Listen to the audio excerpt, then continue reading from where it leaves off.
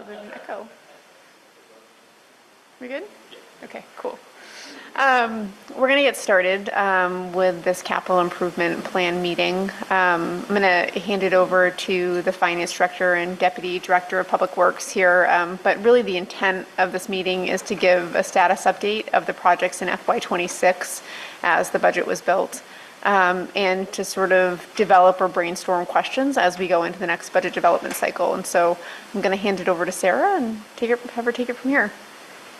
Hi, so this is the Capital Improvement Plan CIP committee meeting. We thought it would be a good idea to reinstitute these and have them more frequently as we are working through significant capital improvements and trying to align those improvements and plan out with funding. And so Zach and I put together a brief presentation we'd like to run through.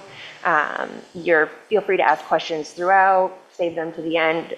We also have a map to go over some paving schedule with you all. So to get started, just to recap, the Capital Committee met twice last year on 11/4 and 11/18 prior to approving the capital plan that went forth to City Council. That capital plan that went forth included about $260,000 of an increase in funding. Budgetary pressure was considered before recommending that CIP increase, and the capital plan was later approved by council during budget deliberations. However, it was reduced slightly, so it was only a $220,000 increase in capital funding in 26. What we'll take you through, as I mentioned, is the 26 CIP funding with rough estimates of what that would look like through FY31. That would be like a 5-year plan. We'll discuss steady state and current funding values, noting that that funding value isn't factoring in inflation. It is factoring in a 2-cent increase in the capital fund, like was done previously. We'll talk through CIP paving equipment and other projects, the pavement condition index and results from the LIDAR assessment, as well as future planning and future debt projects that will be funded by debt that are not yet in the capital plan. So there are things to consider. And then questions and comments, feel free throughout or either at the end. So just really briefly, during the Capital Committee last year, this was presented through FY28 as we had a really good grasp on a 3-year plan. And so these numbers for debt service have been adjusted to factor in East State Street Phase 1 debt, as though the general fund is taking on 33% of that cost. Based on the type of project, it would be 33% general fund, 33% water fund, and 33% sewer fund. So as far as this capital plan is concerned, this is really for the non-enterprise funds. It doesn't factor in water and sewer, parking, or district heat. And so what we've done here is just noted that in FY26, the funding need was really about $3.5 million. Obviously, that would be a huge jump in year one, so we pared that back to meet current needs with the hope that there would be available reserves within the capital fund after a deep dive and reconciliation of projects to still advance some of the other items that have been deferred. But at this time, we've not vetted that out fully, so we've prioritized aging equipment and other capital needs that are more time sensitive. And so, as I noted before, a $220,000 increase during the budget process for FY26, which was a great improvement. As you'll see in 27, 28, 29, 30, and 31, the amounts for capital equipment keep going up. But while East State debt is estimated for Phase 1, we will have Phase 2 debt, which will likely be at a 33% to the general fund, as well as a fire truck bond. And because those are still very unknown, they aren't factored into this debt amount on here. And so what will happen is debt for those capital projects will increase, which will reduce some that we can do in the capital and equipment amounts. But tentatively, this is how we've scheduled it out, so you can kind of see how it looks. And we've increased both capital and equipment significantly each year as debt drops off and the 260 add. The 260 add comes from roughly adding 2 cents on the tax rate, assuming 1 cent is about 131,000. That's what it was in 25. And the 2 cent increase method was successfully used starting in 2014. But was adjusted due to financial constraints. We had some rough years with the pandemic and the flooding, and so we had to pare back capital. And so here we're trying to get back on track to where we need to be. So this is the capital improvement plan steady state. This is in today's values. Paving, we believe steady state value would be 1.2 million, sidewalks at 100,000 a year, stormwater at 400,000 a year. Another conversation at some point we'll need to have is about establishing a stormwater utility, which will help pay for stormwater improvements, but we aren't at that point now, given capacity within DPW and finance in implementing and lifting a stormwater utility off the ground. We've got $100,000 for steady state and bridges, $375 for buildings. This was based on 1% of the insured value, and then equipment is at about $925,000 per year. You can see in here there's a decent gap in all of these areas in FY26, but there are increases from a prior year as we try to work towards these steady state values and hope that in the 5-year plan we'll be able to get to 1.2 million in paving and these other steady states. This is also exclusive of debt and other project management or transportation projects that are dependent on outside funding and difficult to predict a steady state for. They really are opportunity projects as opposed to creating them in the plan. So I'm going to turn it over to Zach to go over the street paving. Sir, can I ask a quick question? On a stormwater utility, what additional benefit does that provide? Like, and is that like considered like a municipality, like a fire district? And like, why would we do it? So you want to have that one? Yeah, I can try. So right now our storm system is decaying rapidly. It's and we don't really have a good game plan on how that we're going to deal with it. So a lot of other communities have successfully created the stormwater utilities to fund not only the maintenance of their storm systems, cleaning out catch basins, but improving their infrastructure, as well as dealing with like the 3-acre stuff and treating the various components. So South Burlington was successful in it. There's probably, I think, 11 communities right now in the state of Vermont that have stormwater utilities that are all thriving in that aspect. So this And are they bonding? So it's an enterprise fund. Once they create the utility, it's like the water and sewer funds. And so they're self-sufficient based on the tax rate that's set for that utility.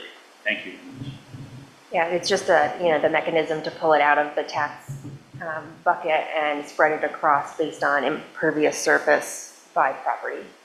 So it just is a different way of funding it. Same user group, different set of fees to help fund aging infrastructure.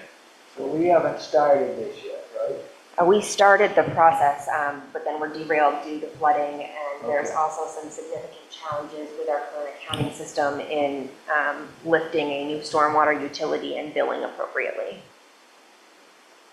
So when are we going to reintroduce it this coming year? I don't know.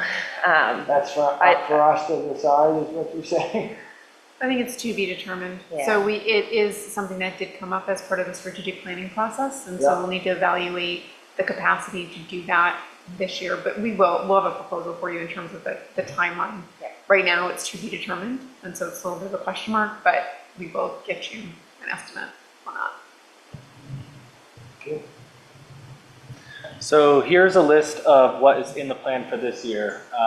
We have projects that are crack sealing, fog sealing, overlaying, mill and fill, cold in place recycling, and reconstruction. So crack sealing is when you have a crack in the street and you install like a membrane over the crack to prevent water from getting into it. It's something that is used to lengthen the life of your pavement. It's a really good preventative or routine maintenance technique. Fog sealing is when you spray, it's an asphalt coating that gets applied to the road surface. It rejuvenates the surface so that it becomes flexible again and gives it, it generally will add 2 to 3 years of life to the overall pavement condition. An overlay is when you apply a thin layer of asphalt to the existing surface without removing anything. A mill and fill is when you grind off the top layer and then you overlay it once that material has been removed. Hold-in-place recycling is actually something that is fairly new for Montpelier. The first project that we ever did was on Main Street from the roundabout up to close to Town Hill. And that process recycles the pavement, puts it down continuous, so cement is injected and liquid is injected into the mix. And as they're milling the material off, it's going back into a paver and they're laying the mat down in one continuous motion.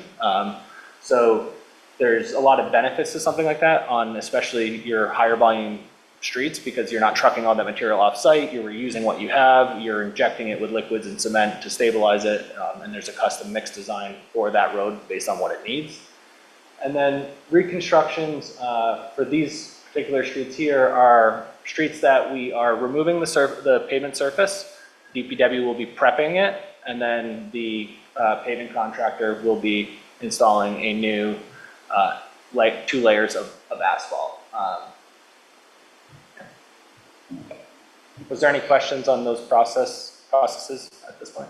Okay. Are they get more expensive as you go down? Yes, exactly, that's correct. So like the reconstructions are probably around $35 to $40 a square yard, the way that we're doing them as shown here. Hold-in-place recycling is around 36 a square yard. It really depends on how many structures you have. Your milling and filling is anywhere from 20 to low 30s. Your overlays are around 10. Your fog seal is $1.80, and your crack seal is like just over $1. So if you are staying on your routine and preventative maintenance, then your cost per square yard is really low, and it helps you lengthen out your overall pavement network. And all of these have a certain life length, right? Yes, absolutely. So a lot of the way that we look at this is each treatment, they add life back into a system, right? So a hold-in-place recycling project, you can anticipate that you're going to see anywhere from 13 to 18 years based on that treatment process. A reconstruction, depending on if you put in geogrid or add more subbase, you can get anywhere from 15 to 20 years. And then your mill and fills are more like 12 to 15 years. Overlays are anywhere from 7 to 10. Thank you. Yeah.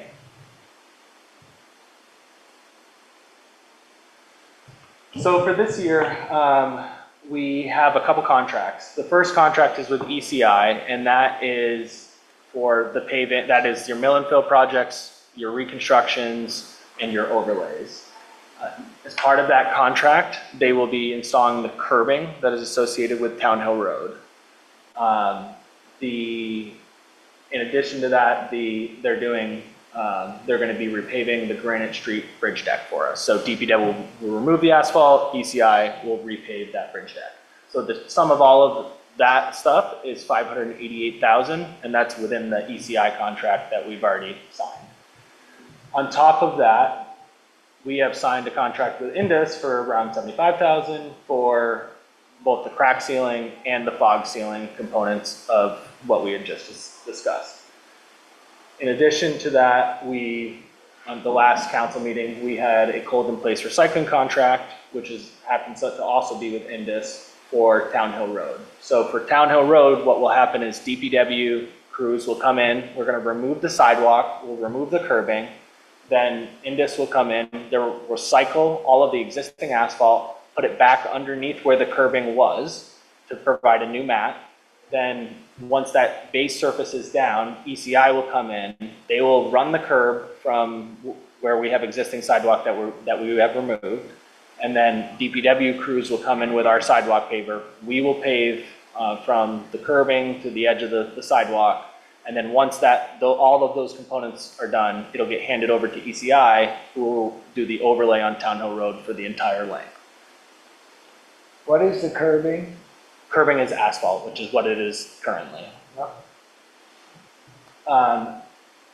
In here, we also included money for purchasing the asphalt for the DPW crews, and then the materials for the structure adjustments for the overlay streets. So the ones that we are overlaying, we're going to be raising the road some, so those structures that are a little bit low need to be brought up to grade so that there's not a big dip there. Yes. And so Town Hill Road, this year, we applied for a Class 2 town highway grant. So we got 200,000 to put towards that. So this year we had 725,000 in paving, which was as part of our CIP plan. But then in addition to that, we have 200,000 that was a Class 2 town highway grant for specifically for this fiscal year. And if we, can you actually go back one slide?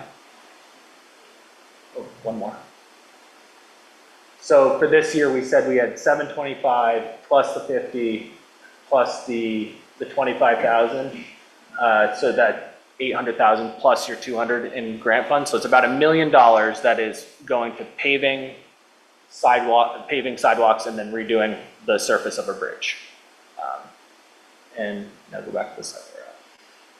So everything that we have put forward is 243,000. And at this point, we're not going to allocate any more. We're going to keep that as a contingency for all of our projects and the other things that we also need to complete. Here's a list of the projects, some of which we've already talked about. The Town Hill Road sidewalk, which is in part of the paving project. In addition to that, when we mill out a road like Sibley Ave, we need to comply with our complete streets policy. So we'll need to put in detectable warning surfaces where there's not currently. So we need to do those as well. We have 3 stormwater projects that were slated for this year. Those were Blackwell, Tapland, and Scribner.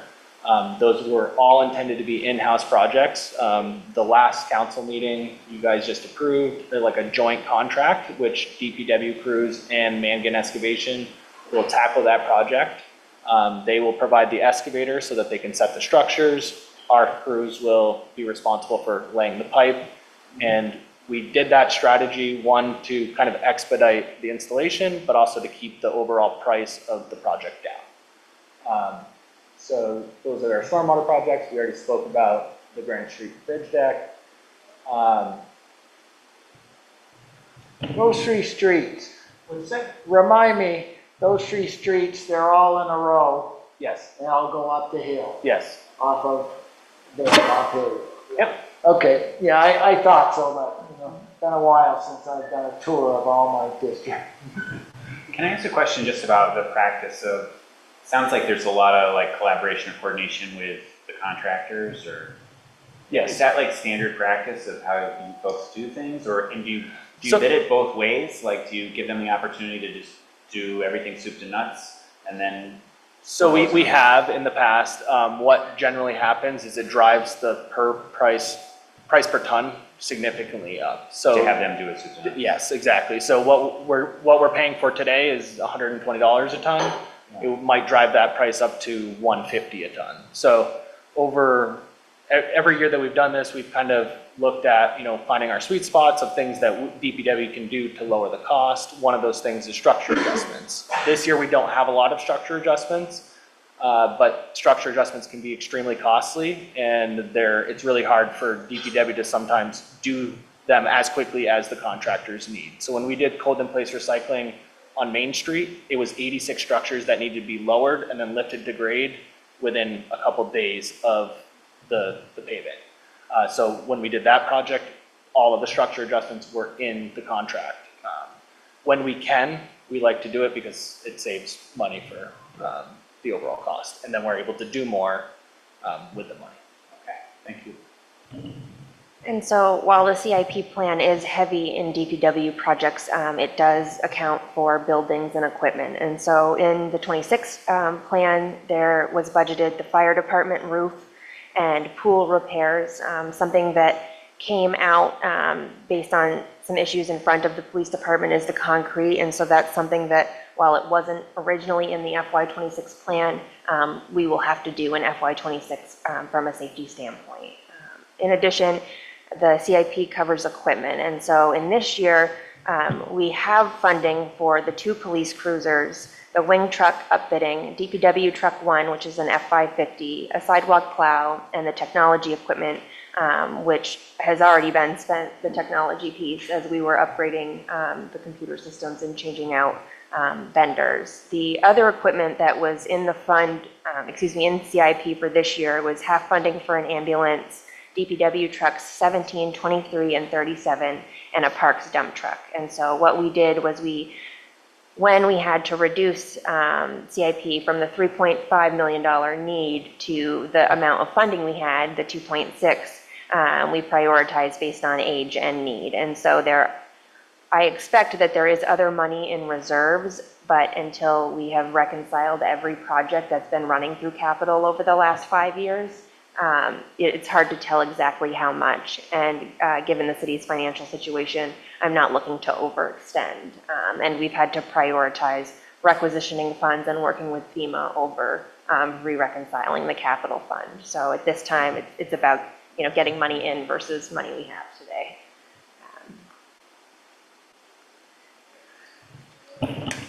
So this is a report that came from Beta, who was the company that conducted our LiDAR study.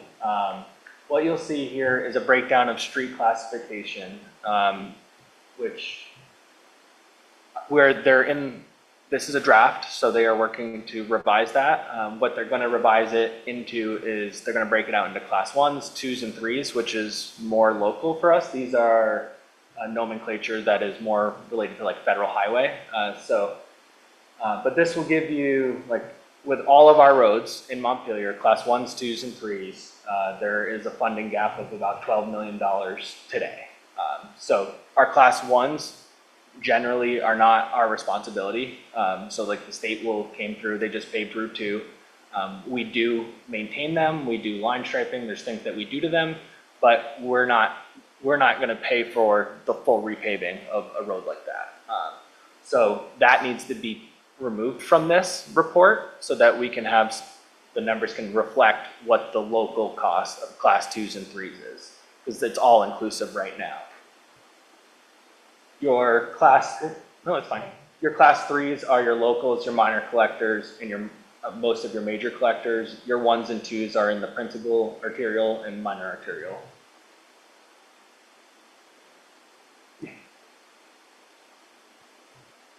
So this is what we put forward in the FY26 budget process. This graph shows you the funding levels and then the repair type on the left-hand side with the amount of miles that we were proposing to do. And the right-hand chart. So one of the things that we have heard a lot from Montpelier constituents is the roads are bad, the really bad ones are really bad, right? So like, how can you fix the worst roads? So doing a worst first approach is not always advantageous for a network because you're paying the highest cost per square yard in order to redo it. So what we've done here is we've found creative ways to address those roads that are in the worst first condition or in bad condition without necessarily doing a full worst first approach. Some examples are First Avenue. Right? First Avenue is a road that needs a new water main. So we're planning to overlay it this year because what we need to do is we need to buy enough time for that water main project to occur. So if the water main project isn't going to happen for 6 years, the road's not going to make it 6 more years. So let's overlay it. People will be able to have a nice road to drive on. It's going to deteriorate fast, but it will then align with our water plan. So that was a strategy that we used this year to lengthen and to improve some of the roads when we had limited funding to work with.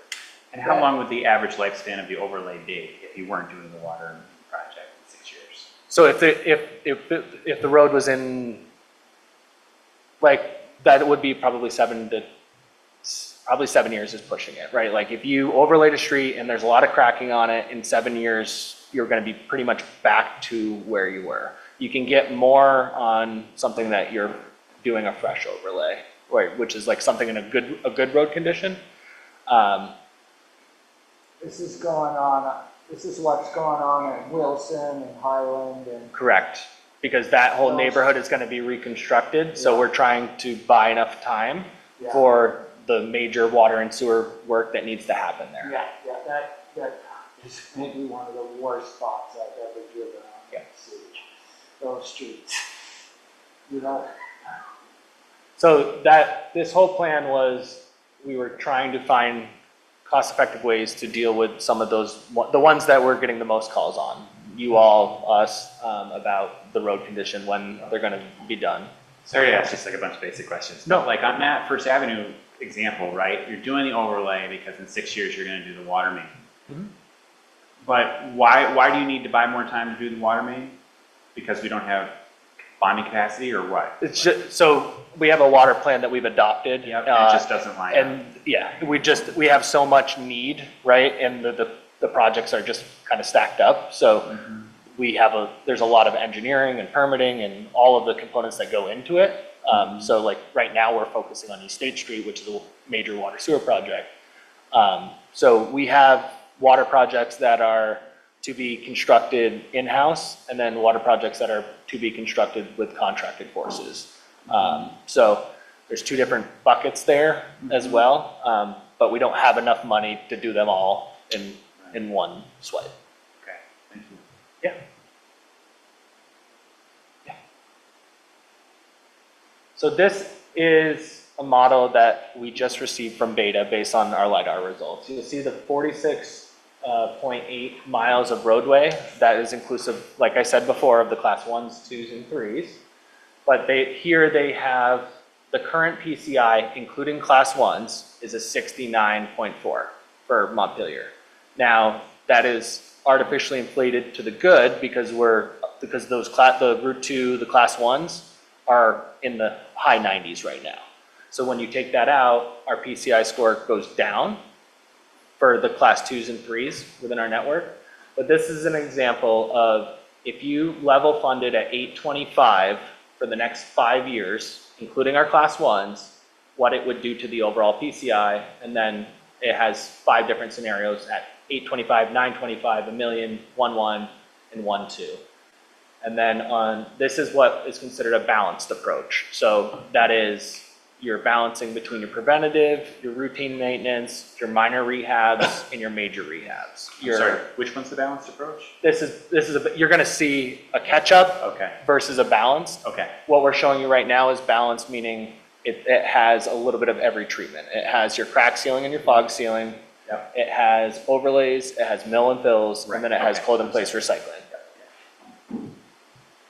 Just for the audience, could you just do a quick explanation of the difference between class 1, class 2, class 3? Yeah, so class 1s are your major routes through town, like your Route 2s that the state has the responsibility to pave. They have generally your highest traffic counts, right? So anywhere between 5,000 and 10,000 cars a day. Your class 2s are your Town Hill Road, Main Street, Parish Street, so high traffic volumes, but more local connectors.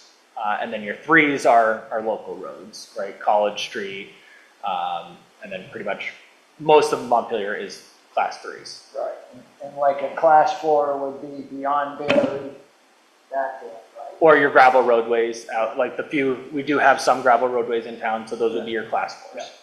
Thank you for that. Yeah, absolutely. So here you'll see, and it's a little hard to see, but 2 different scenarios. On the right-hand side, it's the same slide that we just showed, which is a balanced approach. On the left-hand side is a catch-up model where you're focusing on, it's really the worst first, right? So that's your 40% going into your major rehabs, and then your minor rehabilitation is at another 40%. So if you look at them closely and compare them, your PCI is actually better with a balanced approach in the long run rather than just focusing on the worst first. So that's what we're working towards. Yeah, we recommend a balanced approach, and what the next thing that we would do would be to, instead of having the funding scenarios being at 825, 925, a million, it would be based on the same increment that we are adjusting the capital plan, right? So next year is 825. I would have them run a scenario with it at 825, 925, a million, 25, 11, 12, increasing that 100,000, which we said in capital for the next 5 years, and then graph that out to see what that is showing. And then if you wanted to increase it, then you have an idea. That's the baseline based on what we have already said within the capital. And And then if you wanted to look at a different funding scenario, okay, well, maybe we want 900,000 instead of 825 in the first year, or maybe we want to go up 150,000, then we can run those scenarios and you can see how that will change the overall PCI within the network.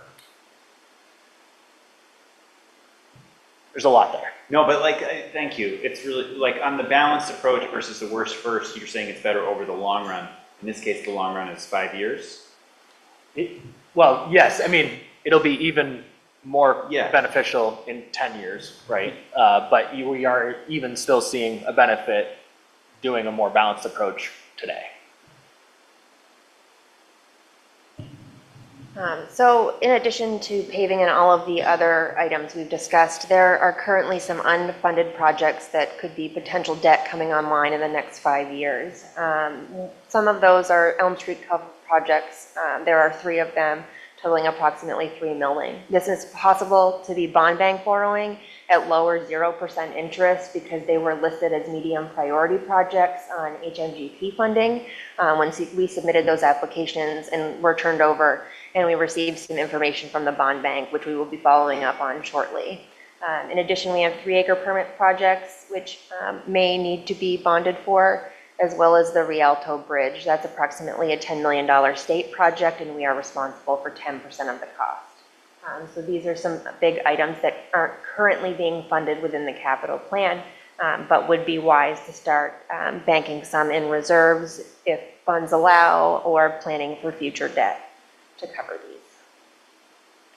And so as far as future planning is concerned, there are just some key points as we work to rebuild the 5-year capital plan. It required significant review and adjustments given the pandemic and flooding, which deferred a significant amount of capital spending and set us back substantially.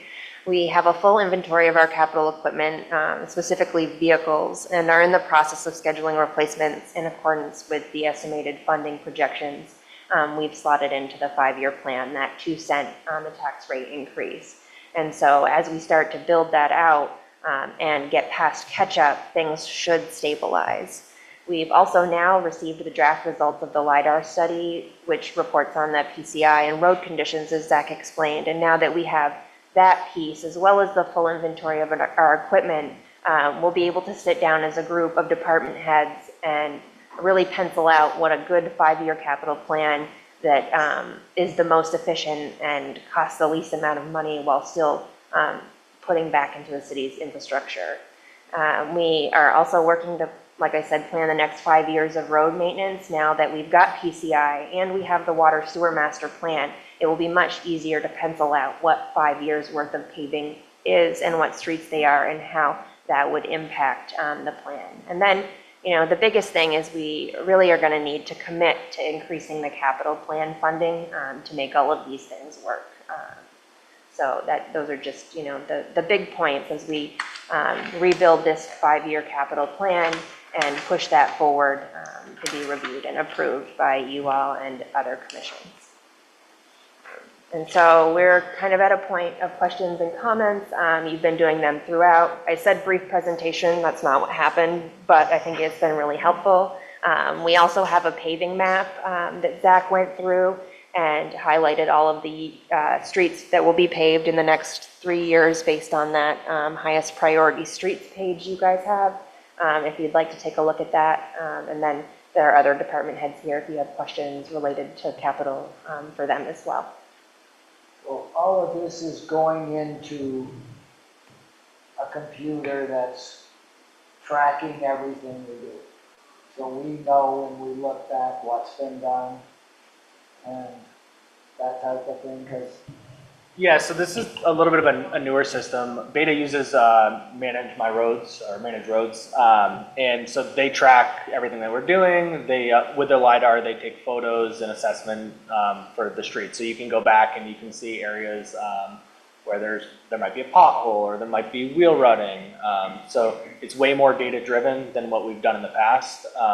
In the past, we've used interns and gone out and it's taken 3 weeks.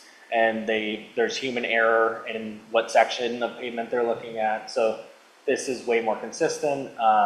You know, moving forward, we would like to do this biannually to get our PCI updates to keep them current so that we can all, like, we know exactly what we did, where we're at, what we're funding, and then we have those checks and balances to figure out what's working, how do we adjust. And then their model is specific to Montpelier. So as we complete projects, I'm giving them what our cost was and how that went, and they're updating our pricing dynamically to show what we're doing and managing our network in that manner. This is awesome, because I'm going to tell you, in 1999, I asked about this. So do we have some kind of track of what we've done? And you know what I was told? It's all in Steve Gray's head.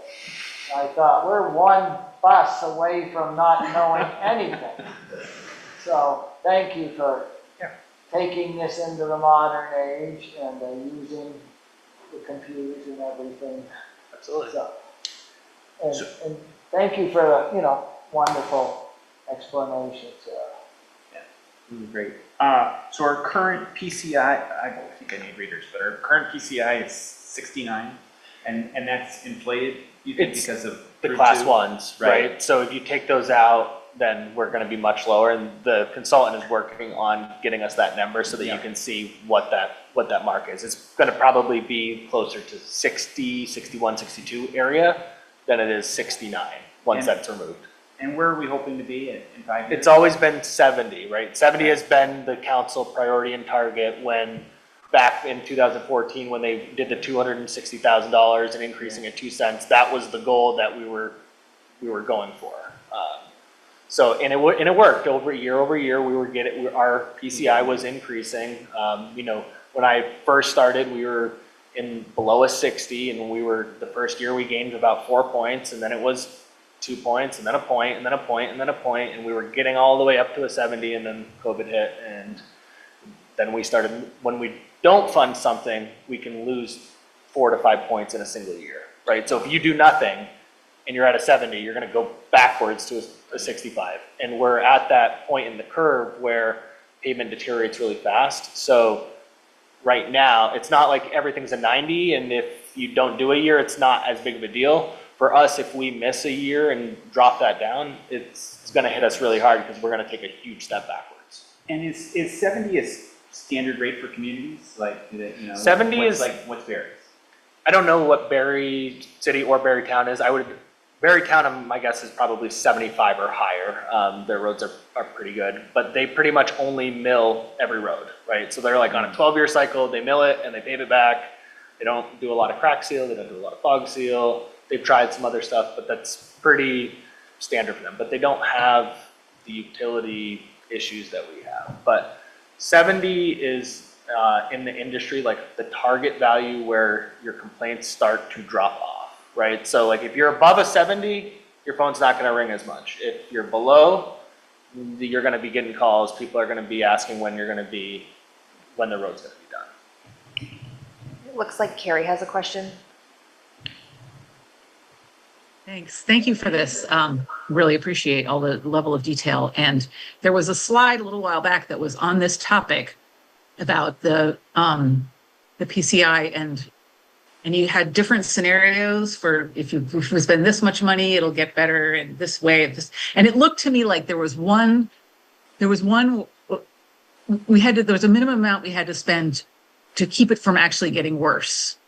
And what was that? I don't have it in the copy I have, but it seemed like it was more than it was 825, Carrie, was the scenario one, and that's like the PCI is slightly getting worse. However, that's also inclusive of the class ones, which is why I keep saying that, right? Because that is distorting what that looks like. Once we are able to get that revised and take that out, you will get a baseline funding number that is just our class 2s and 3s, and that would be your level fund line. For what we've done here is we just took the next year, raised it 100,000, and said 825 is kind of our baseline for where we're going to start. Okay, thanks.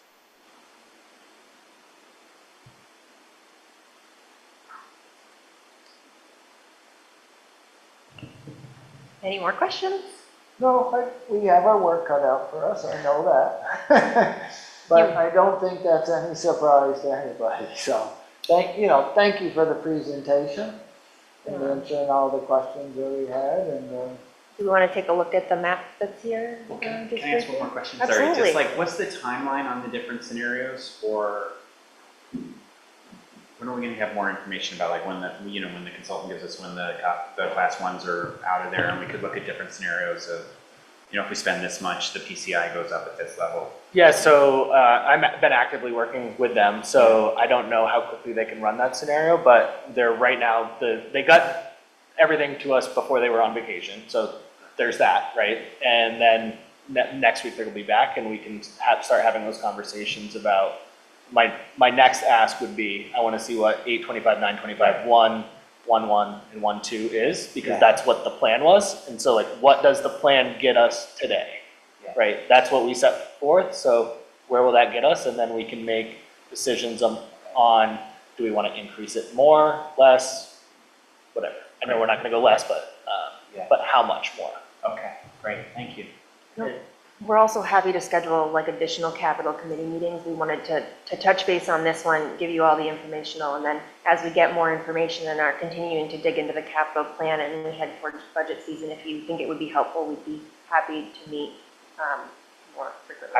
I mean, I would just speak for myself, but I assume, I would imagine people agree that like, I would much rather meet more often than like get to budget season. This, you know, like I think this is the kind of thing that we really want to socialize, think about, understand, and build consensus around so that when we get to budget season, everybody knows where we're going. That was really why we wanted to start here, to give you an update on what was in 26 and then what we were thinking ahead of the budget cycle, so that it gives us enough time to make sure that in the back, because it takes a little bit of time to adjust all these iterations, and then you can't just think of paving, right? We have to think about the stormwater that's underneath, the sidewalks, and all the other components to develop a really good plan. So we're happy to meet. We just wanted to check in with you all and see where we were. So I think our next step is to get that model adjusted, and then Yeah, we can schedule another meeting. Carrie seemed to thumbs up that, so she seemed to be in support of additional meetings as well. Yes, I'd like to meet more frequently and have it spaced out so we're not, rushing at budget season. Thank you. Perfect. So just to follow up on the meeting schedule, so likely probably what will happen is we did intend to include components of the capital planning in our budget workshops. And so this was, to kind of thread the needle on that, but also what I'm hearing is that you would like to have another meeting of this committee to kind of get into more detail. So that's great. So hopefully, maybe what we'll do is we'll look to do that on a monthly basis, if that seems like that would be good for this group, and we'll get that scheduled. Yeah. Okay. I mean, I love I really like echoing Jim, like the fact that you're using data in this way and making data decisions, like really important, and the degree to which we can have scenarios to consider, right? And so then that way council actually has decision points. oh yeah, this is much better than in somebody's head. Yeah. Believe me. Can't even believe it was like that. But anyway, this is awesome, and I would be happy to do this once a month. Who's chair? So Steve, we're happy to take your comments at this point if we're finished with discussion. Sure. Thanks, guys. Steve Whitaker, I want to ask this group to clarify, discuss publicly and openly, and clarify the jurisdiction of this group, because capital budget and program is clearly under law the jurisdiction of the Planning Commission. It is not, it's not something that can be usurped or reassigned by the council to another committee. The capital budget and program, the 5-year, has to include all the projects that are laid out in the city plan. And because they're supposed to be meshed together, that's how you're going to accomplish the city plan, is by identifying all the sidewalks, road, water, sewer, etc. 5 years out, prioritizing it, identifying sources of funds. That's all in section 4430 of Title 24. So where, I know we've done it this way for years with this committee, but this committee isn't even listed on the city's website. You know, it was back in 18 or so, but it isn't now. And it's clearly the obligation of the planning commission to put a 5-year capital budget and program together, which is then approved by the city council after a public hearing. So But this is Steve, if I might, so the council does have the prerogative to, you know, appoint members to a subcommittee, which this is of council. And so that's what this group is. The intention of this meeting is to provide a status. I appreciate that you're bringing forward the requirement in statute for the 5-year capital plan as we are reviewing the city plan. And so you mentioned this to me offline, and our intention is to make sure that we are in compliance with the law. The subject matter of this particular meeting is not the development of the 5-year plan, it's a report out on our capital projects. And so I don't know that your comments are really germane to this discussion per se, but we'll certainly take it under consideration for future meetings. Well, when will the discussion happen? If we're trying to get a growth center application in by August or September, and it requires a 5-year plan that So, prices out water, sewer, road, bus stops, street so I lighting. can just tell you at this time, our intention is to be in compliance with state law. And so we are working on that. I do not have a schedule for you at this But when time. will it be discussed publicly so we can see who even has a clue about this? I'll take the question and get back to you. So it is section 4430. I've sent this memo to council. Yeah, I mean, I would say, I want to agree with Kelly, I don't really think this is the time to get back and forth on it. I really appreciated the memo that you sent and like looked at the statute and the language in the statute, and I'm curious about your interpretation of it. You know, because it says, you know, the planning commission may submit recommendations annually. And so it's clearly something that like I need to look into to make sure I understand correctly, but I appreciated your perspective on it and we want to make sure that we're in the compliance. growth center requirement, Yeah, because that's where it lays out what has to be in the Yeah. capital. I look forward to digging into it. I did look at the statute that you referenced and I'm not sure I'm clear on the interpretation.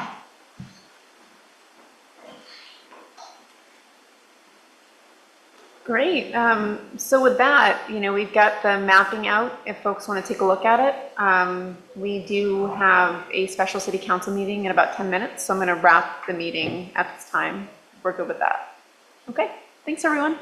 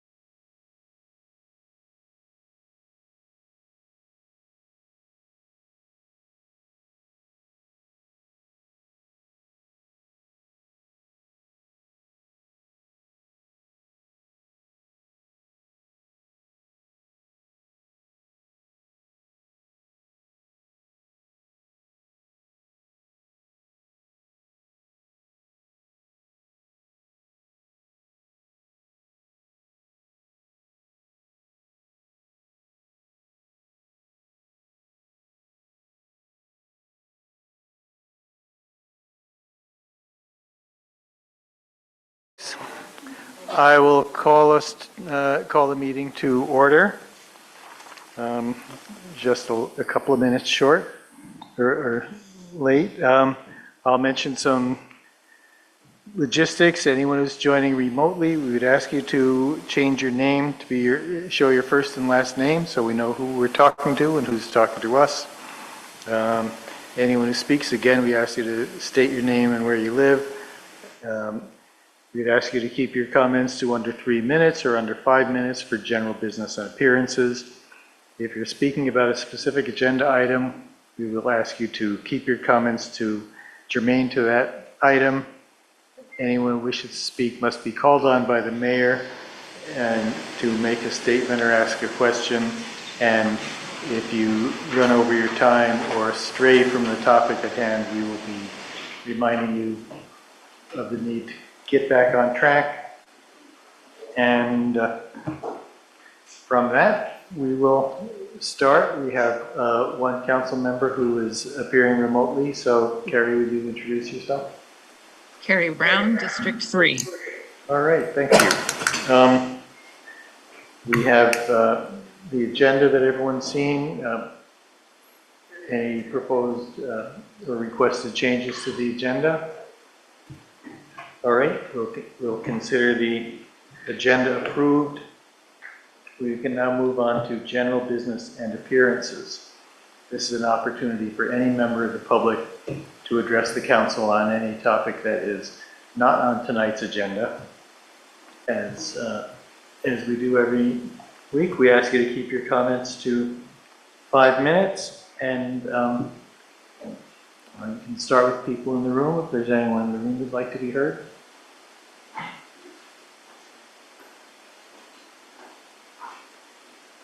Just because I'm talking doesn't mean I'll be heard.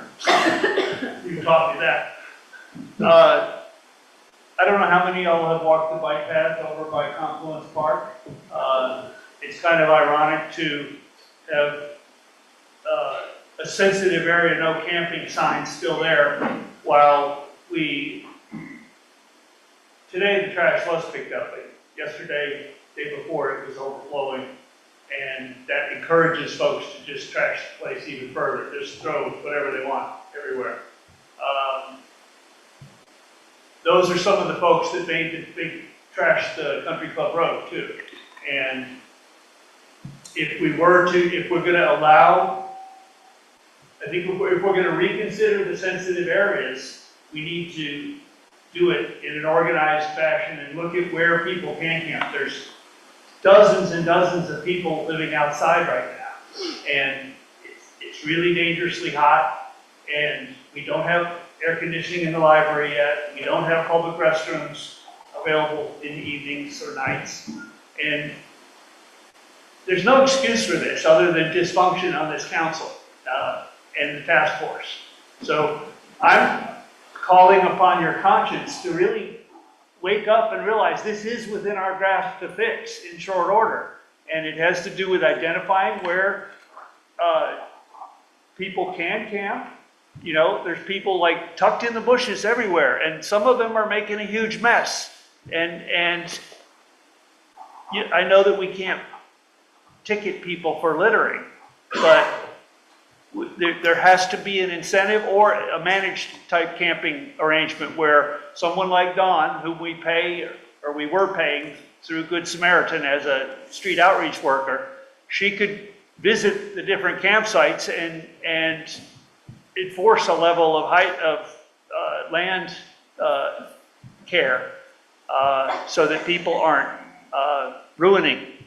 But we really need to consider all available places where people could be without being harassed. You know, I told you about the running people's tents out of the park, and in violation of our encampment policy, dumping it in parking lots, putting it in rainy containers.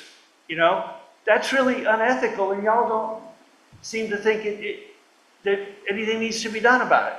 And it's just you're denying dignity, and as long as you continue to deny dignity to these folks in the way of basic care, hygiene, safe place to sleep, you're going to pay for it with increased police calls.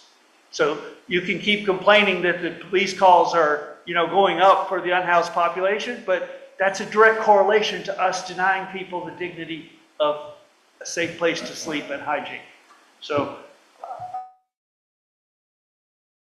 ignoring the sign that we put up, which should have never have been put up, we still have months on which people could potentially use, ones could use Country Club Road. We need to order some trailers. We could order trailers for like a 4-plex flush toilet trailer and a 4-plex shower and put them on 1216 Main. That would be a demonstrable, affordable effort to provide some dignity, and even for our tourists who wander around looking for a bathroom. So 12 to 16 Main has got no market value to anybody right now. So there's an immediate emergency response that we could probably even get some state funding to do. And then those things are portable. When something else comes up, we can move them to Country Club or move them to, Hubbard Park or to Peace Park or wherever. I don't recommend aggregating too many people together in one place. I think there are people who want quiet, there are people who want to talk. There should or should not be alcohol allowed, but you need management, and we do have management capable people willing to do that work. It's just, we have not resolved a plan. We had $400 and something thousand of ARPA money in the budget to take care of the unhoused, and y'all squandered it and pissed it away and filled every other hole and didn't spend a dime on taking care of those folks, maybe some outhouses. And, look at your own consciences and take some action now, not a year from now. Not 2 years or 5 years from now. Thanks, Steve. Is there anybody else in the room who'd like to be heard? Zach, I see your hand up. Mr. Mayor, Council, I'm Zach Hughes, Montpelier. To Mr. Whitaker's point, I believe there is going to be something done out there tomorrow. I understand that the folks have been asked to leave that area. My understanding, I've also heard that they've been told to leave the city. However, I don't have the other side of that story, so I don't feel comfortable with that. But I will say that just telling people to leave the city isn't going to work. They live here. So I'm very frustrated as Mr. Whitaker, but I also think that, we need to acknowledge this is a city problem as well. We said it's a regional, and it is, but right now it's a city issue. And I have to acknowledge something else that Mr. Whitaker talks about, because I'm hearing that we just don't have the money or resources right now, and we need them. We talked about the possibility in task force today of approaching the state for grant money. But I think what really got to me was this afternoon hearing on the ground that folks were told to leave the city. And no, they will not leave the city. I think we need to take homelessness seriously. This is why I had recommended that homelessness task force be turned into a committee. I don't want to hear there's too many committees when you guys already started one on child care. No. And I'm this close to walking away from the problem because no one's listening. So I want you to listen. I want you to read the reports that we're going to send, because this is a problem. It's not going to go away. And I will say, on an upshot, I want to congratulate Good Samaritan for its near opening of a shelter in the city, which is something I didn't think would ever happen here. So that's a step. That's 18 beds. Okay? And I also want to acknowledge real quick that I go out there, Don goes out there on a daily basis. But there are limitations to what we can do out there, but we do our best. Thank you very much. I yield back to the mayor. Thanks, Zach. Tori, Thank you so much. I want to second what Zach Hughes and Steve Whitaker have already. Tori, could you please mention your name? Oh, I'm so sorry. I'm Tori Rodine. I live in Montpelier. I'm on the homelessness task force. I want to second what Zach and what Steve Whitaker have both already said very eloquently. I want to add to it that my understanding, but this is based only on what I've heard in the news, is that the among the people camping at Confluence Park were actually the victims of the episode that was publicized very, very widely, were among the people who were camping at Confluence Park because they were among the people evicted from the motels, from the emergency shelter at the motels. This is not getting rid of people who are perpetrating crime. This is getting rid of the victims of crime, and asking them to leave the one place that they had found that they were apparently able to camp. I just, that is the kind of thing that keeps me up at night. And I think probably it ought to be keeping all of us up at night. I appreciate the police department being quoted as saying that a quarter of the calls they get are coming relating to unhoused people. But in point of fact, they're as likely. When you read that, it reads as though these are the people perpetrating crimes, but in point of fact, including at Confluence Park, they're the victims of crimes, and the police need to be there for them as they are for anybody else who lives here. Also, for anybody who didn't see the article in the Valley News, one of the people evicted from the motels, who was in motel shelter due to serious illness or disability, was found dead on the street in White River Junction a few days ago, and I want to believe that that's the last person in that situation, but I'm not confident about that. Thank you. Thanks, Tori.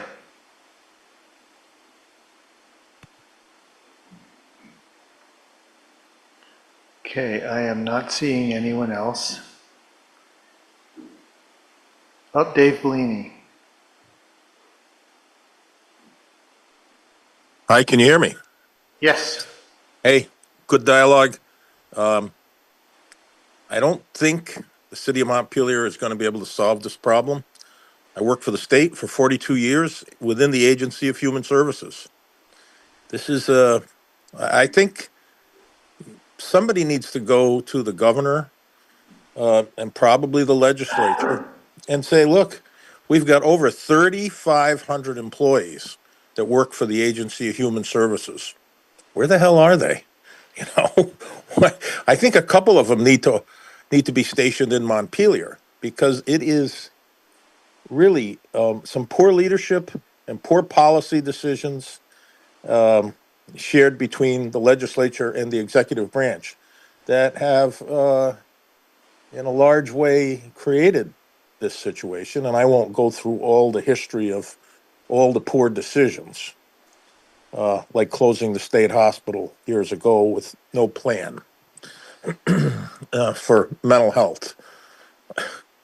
So I hope you got a strong lobbying group with the executive branch and with the legislative branch, because it's going to take people to do the outreach work and to act as a caseworker and a social worker, to have contact with folks that really can't live by themselves. Let's face it, there's a portion of our population that can't live by themselves. There's some people that are down and out, and they need somebody to talk to, and they probably don't need that much. It's a whole bunch of different needs. There's some people that are hardcore criminals that have done time in jail, and frankly, I don't have any sympathy for them. But the majority of people are not them. So that's it, guys. Thanks for listening. Thanks, Dave.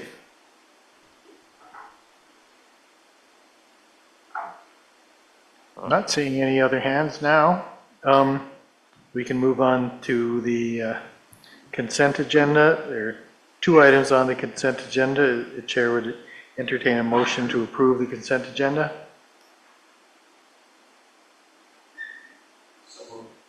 Is there a second? Any discussion? All those in favor signify by saying aye. Aye. Any opposed? Okay, very good. Next, city manager search, kickoff meeting with consultant.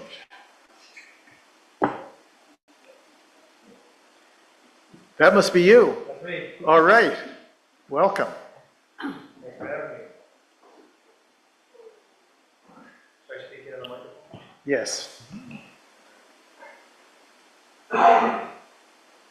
So you want me to just Why don't you just get going here? get going here? All right, all Take the right. ball and run with it. Thanks for having me, and thanks for the opportunity to be of service to all of you on the city manager search. I have met some of you in the process for the consultant selection via Zoom, but I haven't met all of you, so just a brief background. My name is Ian Coyle. My company is called Pracademic Partners. A little bit of a play on words, practitioner and academic. I spent 20 plus years as a practitioner of local government management, a village manager prior to being a county administrator, and I've spent 17 plus years teaching Masters of Public Administration courses for people that are either current or aspiring city and county managers. So that's kind of how I came up with the moniker there. Work nationwide. I'm based out of upstate New York. I'm based out of the Finger Lakes region of upstate New York, a town called Livonia. My last position in local government was county administrator in Livingston County, which is home to SUNY Geneseo, if you know the college, also the westernmost Finger Lake, which is Canisius. Here today to basically kick off the process, kind of let you know what has been done already, and then ask you for inputs on some key and critical questions that still need to be answered and addressed. Kind of some lingering, what direction do you wish to go in type questions, because there's not necessarily a prescription for certain elements and phases and subphases of a traditional city manager search. So that's kind of the main, most important piece of today. So just kind of, I'll go through a couple of things and then I'll kind of pause at certain sections and just kind of open it up if that's okay. Oh, that's, yeah. Why don't you run this, see how things go. I can tell you that there's all kinds of ideas, but the decisions of where you should go, decisions on this side of the table have not been made. So Good, okay. we're a collaborative Good to know. process here. What I thought I would do is just kind of breeze through a traditional process and then kind of go into the innards of that process and sort of what needs to be addressed or answered. So what I do is I do two things up front, regardless of engagement. One is an intake form, which is usually administered, handled by HR. So in this case, Tanya and I have been communicating on that. You know, key and critical pieces of information that are necessary to kind of frame the messaging, frame the recruitment brochure, frame the engagement, the outreach that's going to be done to try to solicit interested parties to express interest in the position. So that intake form is only a couple of pages, and it asks a series of questions, some of which, frankly, may not be addressable by Tanya, but I'll get as much as I can, right? I'm sure she'll involve Kelly at this point in time for some organizational inputs that might be necessary, some data points and things like that. Once I have that in place, that again helps form what eventually will be the messaging, the marketing, the recruitment brochure, the position profile. With that, I also have, the last couple of years, have started to do a needs assessment with the city council or the governing body, so in this case, the city council, and also with senior staff, so department heads and directors. So that's another kind of touch point of involvement for particular constituencies, chiefly the governing body, which is the most important one here, right? You know, because you're the decision-making authority and the oversight of the city manager, but also, you know, those staff inputs. So it's asking questions like, you know, desired key traits and competencies, desired style, you know, communication, leadership aptitude, you know, those sort of things. A lot of city manager job descriptions across the country, from, you know, Idaho to Kansas to Vermont, look very similar. And so the distinction that I want to make in my involvement in my role is, what do you really want to see? What's really important for this city? What's really important in terms of projects that are going on, initiatives? What kind of style do you want to see? What kind of background do you want to see? What kind of key competencies are going to be most important for you to be able to kind of see in that ideal candidate profile? So I will do that. The next couple phases, and I'm going to come back to that in a second because there's a question mark on even that point in time as far as asking all of you. That point in time, okay, it sort of feeds into a process where we've now got a recruitment profile. We can kind of, what I call, go live.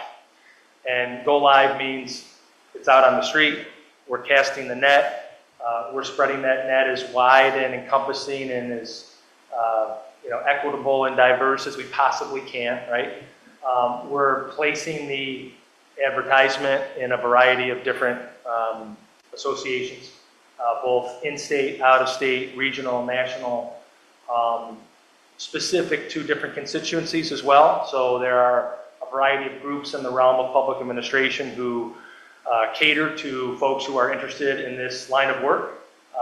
So the International City County Management Association, ICMA is one, the National Forum for Black Public Administrators, Local Government Hispanic Network, Women Leading Local Government, the Association for Asian Public Administrators, even the National Association of County Administrators, the National League of Cities. All of those places and associations and contacts are pre-existing with me, so I already have them. They're kind of foundational to the work that I do, so it'll be easy to kind of get this in the right spots. Once I became under contract, my firm, with the city for this search, I already did like a teaser, coming soon sort of a thing. I've already had, interested parties make outreach to me, intrigued by the opportunity. So I think between, my network and my connections, my association, that's ideally what I'm bringing to the table to assist you with is spreading the word about the opportunity. At that point in time, I'd say that's a 3 to 4 week window where it's out on the street. You're asking for applications. You're soliciting that expression of interest from your ideal candidates. In that mix, just to be frank and candid, because I am very transparent, you're going to have your contenders and your pretenders in that mix. There'll be people that really aren't qualified or maybe aren't really a good fit. You want to look at a first round interview, shortly thereafter, trying to schedule that. Who's involved in that and what that looks like is one of my questions I'll get to in the end. I just want to breeze through the most common phase elements. You get to a first round interview, probably on a virtual basis, much like this, you participating, the candidate zooming in, first round interview screening, maybe 5 to 10 people, again, totally up to the wishes and the will of council. Then you want to screen that down over time. The process for that, again, we can discuss what you want that to look like. And then the finalist interviews in person. You can do another round after that, certainly, if you want to kind of keep going. But traditionally, kind of on the spectrum of how these things tend to look, kind of that midpoint or that most common is probably the phases and the elements of which I'm describing. And then you make your selection after that. Ideally unanimously. I mean, you like to see the selection of the city manager be a unanimous selection. I understand that unanimous selections don't always exist at the municipal level, but that's what you ideally want to see. As far as that timeline goes, there's at least 4 or 5 key and critical questions that have some kind of sub-questions to them to contemplate and think about and come to an agreement on as we look to commence. Certainly concurrent to that, I'm already able to start getting the ball rolling. I mentioned the intake process and those initial pieces of the needs assessment. Those are concurrently going on. Literally right now, they're concurrently going on. And I'll kind of go through the questions and maybe we can come back to them as you see, as you wish. The first is council involvement. So council involvement is critical. So it's a search committee or is it not a search committee? If it's a search committee, what does that look like? What's the makeup of that? The council involvement with the application process. When do you want to see the applications? At what point in time or what phase or segment of the search? So for example, a winnowed down list and then you ranking.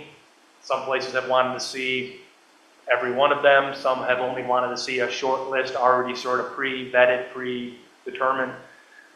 So your role in shortlisting and when you want to see the applications, that's a key and critical question to consider and contemplate. I did mention a sub-element of that would be a search committee. So in a lot of places there is an established one, in some places there is not. Some places it's just the council kind of acting in that capacity. And your question, your answer to that question potentially could be predicated on the next kind of question to consider, which is stakeholder and public involvement and public engagement and resident engagement and what that looks like and what you want that to look like. That comes in really two different phases. I'll actually start with the end phase because I think that's probably the most common, kind of almost 101, I think, for a city of your type and stature, which would be, that end phase of a public, maybe a public forum, a meet and greet type thing where you have your finalist candidates making a presentation, sitting for a Q&A type session to engage with the community as a finalist candidate for the city manager position. That's very common. I would also recommend if you're aligned with that and in line with that, to include staff at that point in time as well in some capacity, and I have some thoughts on that and how that's worked in my past experience. But it's also phase one, sort of that initial and the preliminary, and I think that's a question to consider. So what level of public involvement do you desire initially to vis-a-vis like the needs assessment process that I was talking about? What do we really want to see in a city manager? Those ideal characteristics, questions like what's going, very frank and candid questions. What do you feel is going right with the city? What maybe needs some attention? Kind of a mini SWOT analysis type alignment of the questions, strengths, weaknesses, opportunities, threats of the city government proper. What role can the city manager play? Again, style, communication style. And then I include about 15 to 20 very common characteristics, traits, or experiences of kind of like the ideal city manager candidate. And then I ask for kind of priority preferences and rankings on those.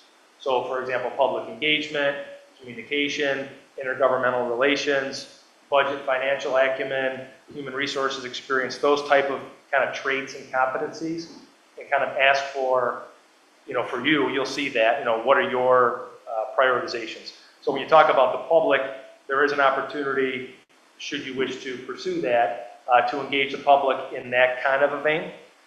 It could be a facilitated discussion early on. I'd be happy to do that in terms of maybe like a public forum early on, if you, again, desire that level or that type of public engagement. But again, that's my third one, council involvement, search committee, and then stakeholder public involvement. What do you wish that to look like? I have two more here. The fourth is staff involvement. So that's kind of the when, the what, and the how of that. We've already commenced a piece of that by including the department heads in the needs assessment component of the initial intake process. So I think you've at least checked the box there, so to speak, with staff involvement. Again, it's kind of the phase one, phase two. So that's a phase one involvement opportunity. The phase two involvement opportunity would be more closer to the end of the process, where maybe in addition to those public engagement sessions, which they would be welcome to participate in as a staff member, having maybe an individualized one for maybe the finalists to meet one on many. I say one-on-one, but in that type of environment with the department heads, and then also with maybe an all-staff open house kind of a meeting. Again, totally up to you, but I have seen that work successfully in my experience with these type of recruitments. So again, that fourth question element for you to consider is staff involvement, when, what, and how. And then the last is really just kind of an overarching is process, timeline, and those pieces. So trying to come up with even date ranges is nice to see. Specific dates even better, but date ranges are nice to see, so we kind of try to stick and keep to a timeline. It's rare, but in a recent recruitment I did, we literally included, the date for the first round, Zoom interview for those people will be this date. Everybody knew it up front, right? Right in the recruitment brochure, it indicated that was the case.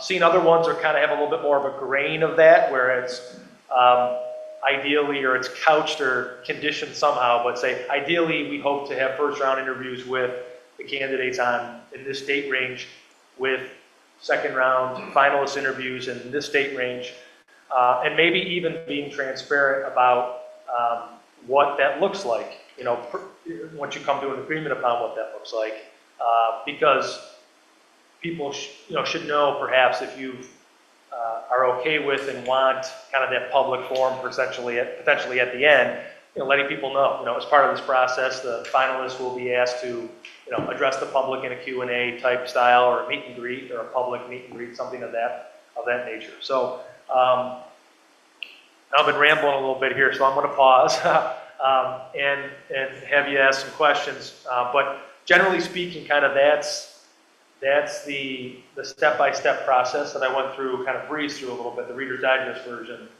And then the other elements are really, what do you wish to see? Particularly with search committee council involvement and public engagement, and kind of the when and the what of the public engagement component especially. Anyone want to jump in first? Ben, you look like you do. Thank you for that. And I also just want to say I really appreciate you showing up in person. That means a lot, right? And and I'll just quickly say, I think we've already talked about it as a council, but as the search committee for you, we interviewed a lot of great candidates, and unanimously we didn't even really confer. You were the person that we wanted to go with for a variety of reasons. One, because you're the kind of person that shows up, and two, we were looking for somebody with, that was really a clear communicator and could provide us with options. And so I'm glad you're here. I have a lot of the same kind of questions that you have, and I think the thing that I'm looking for most tonight is like, who owns setting the process, right? Like, I believe you recommended the idea of like, we haven't done this in 30 years, right? It's probably the most important thing that any of us will do while we're on the council. And the council ultimately needs to own this decision, right? And so with that in mind, like, I think it's really important just to be super clear about that up front. But like, from a practical level, how do we move these kinds of things forward? Who do you talk to? Who's your point person? How do we communicate? I think the community engagement, all of us I know are really committed to that, and there's a lot of interest in the community about it. But what does that look like? And frankly, I think doing it sooner rather than later is important, because it's not just like they're weighing in on the decision, it's like weighing in on, as you said, the qualities of what are we looking for. And so I don't know that we're going to answer all the questions tonight, but I think my real hope is just clarity around roles and responsibilities and who's doing what and what is the opportunity for community engagement. And most importantly, I really want to see a transparent process that is clear, that people can say, what's happening with the search? We can point to the website and say, here is a narrative description of the various steps in this process, and this is where we are right now. Last thing I'll just say, I think it's one of the ways in which perhaps to have kind of community engagement, this is definitely a council decision that we need to own. And yet I think, like, I don't know if you've had experience with other communities that have had like advisory committees of community stakeholders that might include staff, but like, is there a way in which we could include people in some of the screening or interview processes that they make recommendations, again, recognizing that ultimately the council is the one that needs to decide? Palin, go ahead. So thank you, Ben. You summarized most of the questions I have, so it is good. In addition to these questions, I believe that we need to revise job description for the city manager. This is something you could do, or we should work with Tanya. What is the process if you want to renew or revise the job description? Yeah, so as part of kind of like my normal engagement in the intake process, I do ask for the existing job description, and I will sort of take a stab at any suggestions to alter that. If anything seems, striking, or maybe an augmentation or an edit or something like that, I'd be happy to do that as part of the process, and I was sort of expecting to do that. Obviously, the full okay would have to come from all of you to be aligned with my thinking on whatever that looks like, but I'm going to be doing that as part of the process, yes. And just want to go back quick, is that your only question for right now? Yeah. I just want to go back to one question about kind of advisory board members. I have had some experience in a city government doing that for a city manager search. And, sort of, to be honest, kind of hand-picking, right? I mean, you have to be okay with, either you put out a solicitation or something like that in a quick time and you get interested parties to express interest, but you're essentially hand-picking who you want involved from the public, and you have to be okay with that, right? Because, I mean, you're putting yourself out there, why wasn't I selected, why wasn't I selected? And, you're gonna get a little bit of that. But certainly that is something that places have done, and they've been advisory only, in nature, so they maybe opined on the recruitment brochure, they opined on some of the characteristics, they, in one case, they were a separate interview-ish panel along with the actual council, separately, and engaged the finalists. So it can be any one of different scenarios. And the other thing, that you had said something about, information updates, and I did fail to mention that, minimally as part of my process, I just have to do it Friday. So once a week on Friday, once I get going, I'll provide for a conduit. So right now it's Tanya. If you want it to be somebody else, just let me know. A small information, kind of bulleted, synopsized, summarized update of what's happened that previous week. So at the start, it's usually, working on final edits, brochure ready to go live, etc. Right?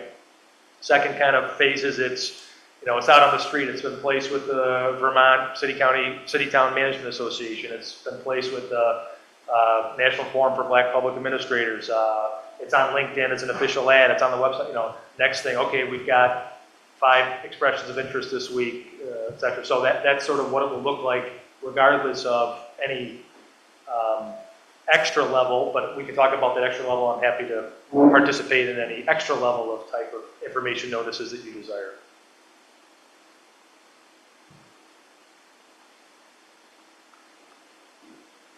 Go ahead, Adrienne. I just had a quick question just to take a little bit more into a deep dive around the recruitment profile. Is that what you called it, the recruitment profile? So I'm curious, so you're going to be gathering all this information. I think the council did, I think it was a needs assessment. I don't know if I'm getting those terms. I filled out a big form. I don't know what it was, but it was a lot of questions. And so I just want to make sure I'm understanding. So in my world of recruiting that I've done in my life, we've created a profile of the person that we're looking for, right? Like, so that we can, measure it. There's like a scale or something, like, so we know exactly like the person profile, not the recruitment profile. Maybe it's the same thing. It is. Oh, it is the same thing. Okay. That's what I was just trying to make sure that we weren't missing that piece of when you do all this data collection, all these needs assessments, you say, oh, here's the person you're looking for, like whatever it is, communications, whatever, like, so that when we get those applications, we can do a one-to-one comparison and we can rank them. Absolutely. Okay. Yeah, so nomenclature basically, same. So position profile, recruitment profile, it will take the form of essentially an employment advertisement, but it's also a profile of what the ideal candidate looks like in your collective minds. So back to the question of kind of the point person or whatever, it will be important to get that, at some point in time, we'll have to get a final okay on that and what that looks like, because that's as inclusive as it physically possibly can be, but it's not exhaustive, right? So it's not going to have every single element of every single submission that was received. It just can't, right? So that's part of my job, is to try to collate that and coordinate that and kind of make it such that it's representative of what those inputs look like, to your point. Yep. And then one more point on that is when we get to the the piece of the screening process, I do create like a ranking system based on the top X of the ideal characteristics, and then rankings around them so you have something that you can point to when you're reviewing, so it's not just. I'm curious about a couple things. I like the idea of getting the public involved early. I just don't know how best to do it. You know, we have plenty of people in town who are outspoken, and we'll hear from them. But we have people that we don't ever hear from, and I'm just wondering, in your experience, how many ways are there to try and draw the public into it and you know, to give them some ownership in the process while still, you know, maintaining, you know, ownership of the decision that we ultimately make. And then I'm also curious about how frequently we'll hear from you. How does that communication work over the whatever timeline we establish? Yep.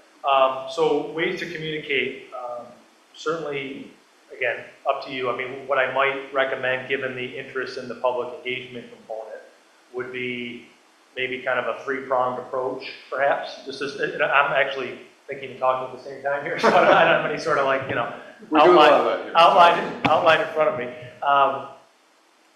So you have to your point about audiences and sort of that, you know, the silent or the non-participatory group that really does still want to voice an opinion, all the way to the people who are at every meeting and want to voice an opinion on everything, right? You have that's your spectrum in municipal life, no matter where you are. So you could do some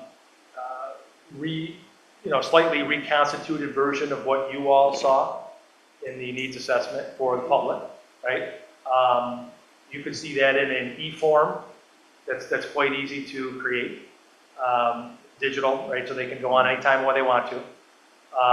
You could make that a paper version as well. I could probably work with the communications individual to talk through that and maybe some means of communication and what works best or whatever. But certainly the people who might not be on the internet all the time, so maybe how do you get to public libraries, you know, this center, City Hall, nonprofits, you know, education institutions, those kind of places. So make it available, you know, in a probably a tighter window, because again, the only struggle with phase one public involvement is it does elongate the process. It's not a bad thing, it's just a reality. It's just to be very frank and upfront about it. Because, you know, you're purposefully and intentionally wanting to gain those inputs.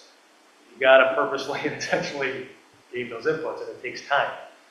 And then the third component to that, so that's 1 and 2, but below those kind of A and B, 1A, 1B is, you know, how do you get to the older population somehow, some way? How do you get to the population that doesn't speak English some way, somehow, right? So, I mean, those are the things that you may want to think about. And then that third level could be a scheduled, you know, forum of some sort that I would be happy to be present to facilitate, which would just be an open forum with some, you know, streaming or whatever, some note-taking, and just, again, subject to your wishes, but an open Q&A style where it's, you know, or really almost comment style, and just you're gaining those inputs.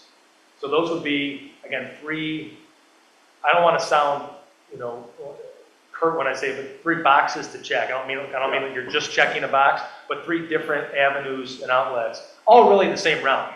You're just gaining public input, right? But how you're gaining it is important. I think that would be inclusive. I think we could do it where it's timely. And I think, again, you would be able to show, and then the back end, we haven't talked about, but the back end, the tail end is important too. And I think that's, I don't mean it this way, I think it's a little bit easier on the back end, because I think you should do, you know, some sort of public, you know, meet and greet, advertise it a week or so in advance. Here's my finalists, here are our finalists. Have them come. I mean, I just did one for the city of Oberlin, Ohio, you know, not crazily dissimilar from Montpelier, you know, highly educated population, very involved public, city council, a little bit bigger, but city council format, council manager form of government.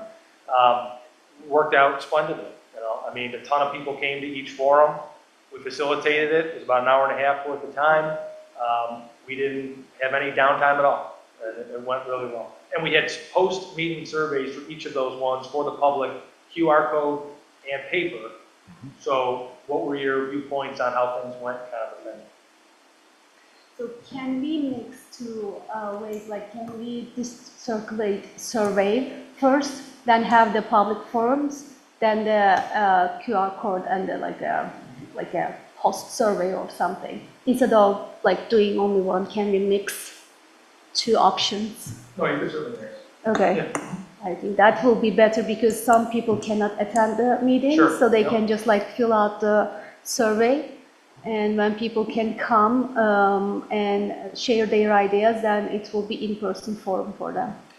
Thank you. I think really, right, we'd be potentially doing all three, right? With paper surveys, online surveys, and then a public forum. All of that information you would then take and synthesize and come up, do like cluster analysis of like these are the major themes that you heard that would inform the ideal position description or candidate profile that we're looking for.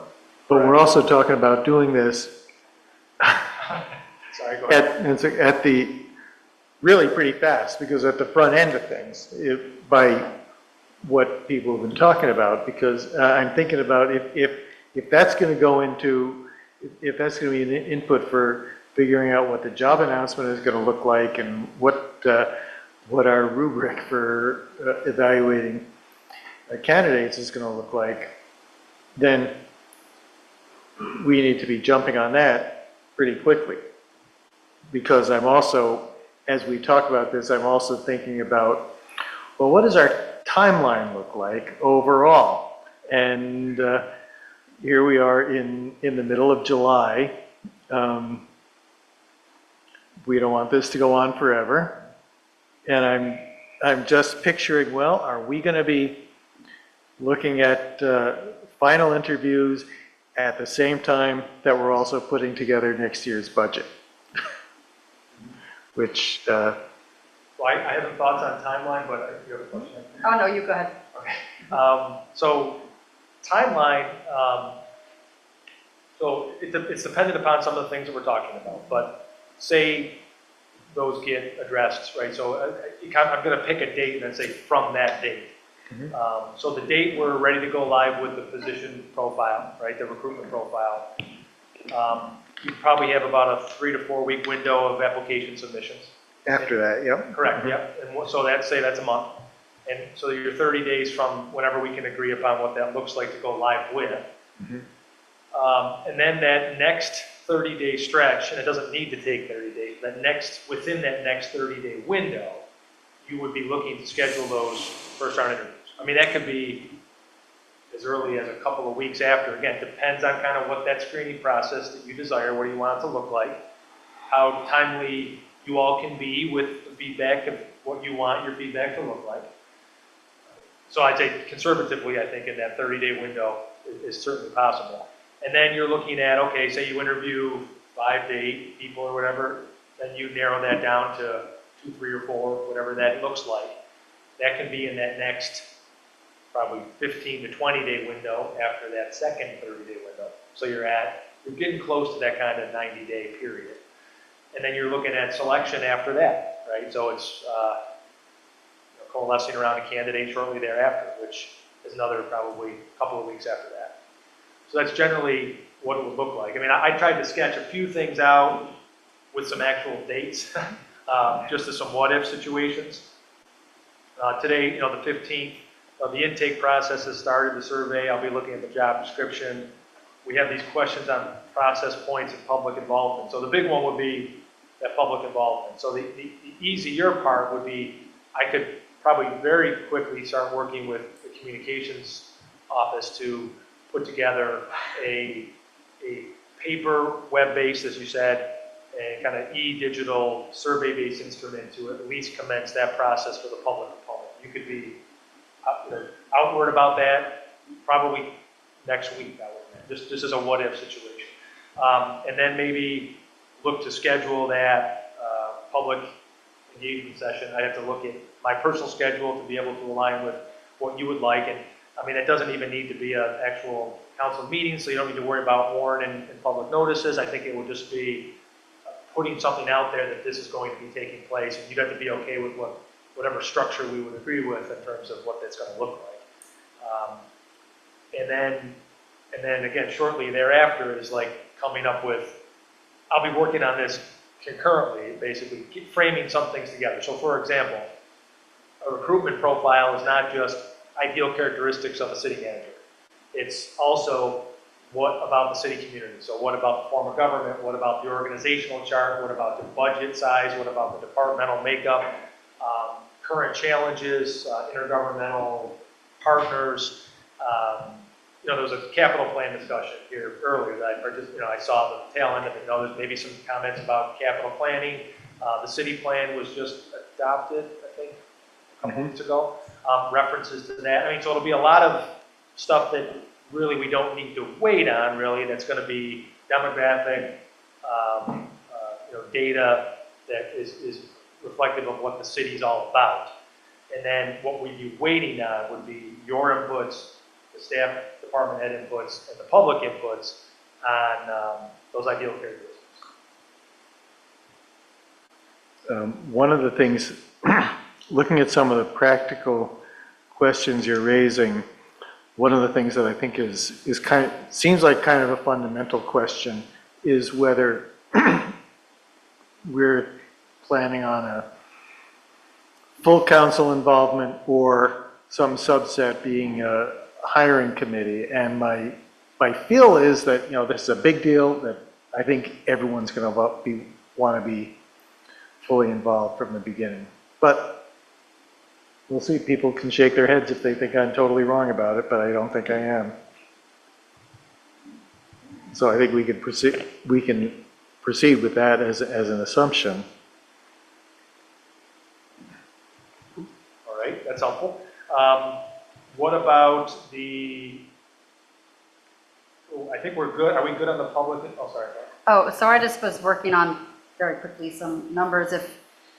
If we look at the timeline and work backwards, I think and maybe you have this already, but I think this might go through till December, January, until someone is signed on, ready to go. I think that's the realistic timeline, because just some raw numbers here. We have the community input, then we have the review and analysis. We've got the development of the recruitment profile, which is going to take time. Your time might be fast, but we're not super fast. Just the reality of it. I think we would try to get it, I think it would have to align with our city council meeting so we could approve it in an expedited manner. And then the recruitment period, then you have screening. So you have to screen the candidates. Then we have first round interviews, second round interviews. If we want to do a final public forum, final selection, that's getting into December, just with a pretty aggressive timeline. Just throwing that out there, just with some dates that I threw in. I think it's really important to be realistic. Yeah. And also, I would argue if that's how long it takes, that's how long it takes, right? I don't think we want to truncate a process because obviously we all want to go as quickly as it can, but I think it's a lot more important to get it right. Yeah, just as you were laying it out, it sounded like 4, 5, 6 months in that range.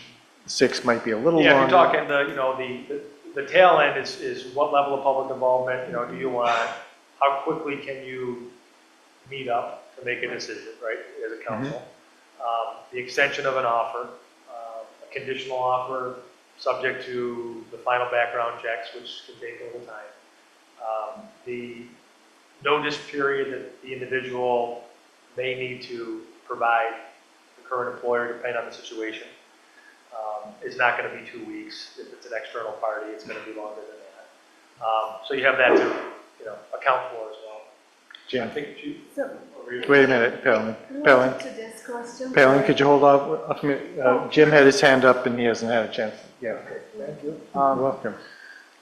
It's going to be very awkward to have this end, I would say, from the middle of December through January, because we're going to be right in the middle of the budget, and to have somebody come in right in the middle of the budget is going to be very awkward. They're not going to be up to speed. To me, it looks like we might not make this decision till the end of January. And I'm fine with that, because I think to try to make it in the middle of budget is going to be very awkward for us. I mean, I've been through a lot of budgets. Budgets take time. They can be sometimes contentious, and sometimes it takes time for just the council to agree among themselves. So to try to bring somebody in December and January, I think is going to be really tough. And so I think that we should not, we either got to make one decision or the other. Finish before December or finish after January. That's but we want to finish before a new council's in. So I would say we would have to say the latest month we can finish in is February. So I'm just asking if that sounds reasonable to a council to have this wrapped up by February before possibly a new council comes in. But we got the budget right in the middle of this. So that could leave us a whole month of maybe middle of January on to February to finish it up and still have the budget done with who we got here now. Yeah, I think that's, and you probably know the budget we have town meeting day, first Tuesday in March, so that's when the election is, including the voters passing the budget. So we finish the budget roughly a month before that. Palin. So I work for higher ed, and when we hire a new person, we put the start date on our ad job post. So if we can pick a start date and put it on our ad, then we can just plan everything backwards. So maybe we should pick a start date. I don't know, which is like January 15 or February 1st. Or December 20, something like very specific start date. So, I have no experience with that, but it seems to me it might constrain applications for people who, for one reason or another, don't meet that date. I mean, if they miss it by what, a month, is that a disqualification? Yeah, it's just an option because in academia we do this every time like that. So everybody knows when they will start, when they apply for the job. Yeah. So that's very common. Just one thought on timeline based on some of the feedback. What I could do, after this evening is sort of try to sketch out based on at least some of the feedback received today, guidance received to date, what some rough estimating might look like, and kind of a couple different scenarios, and provide that back to you as well. okay. Carrie, I think I saw your hand go up and down, and I'm not sure where it is, but it's important to hear you.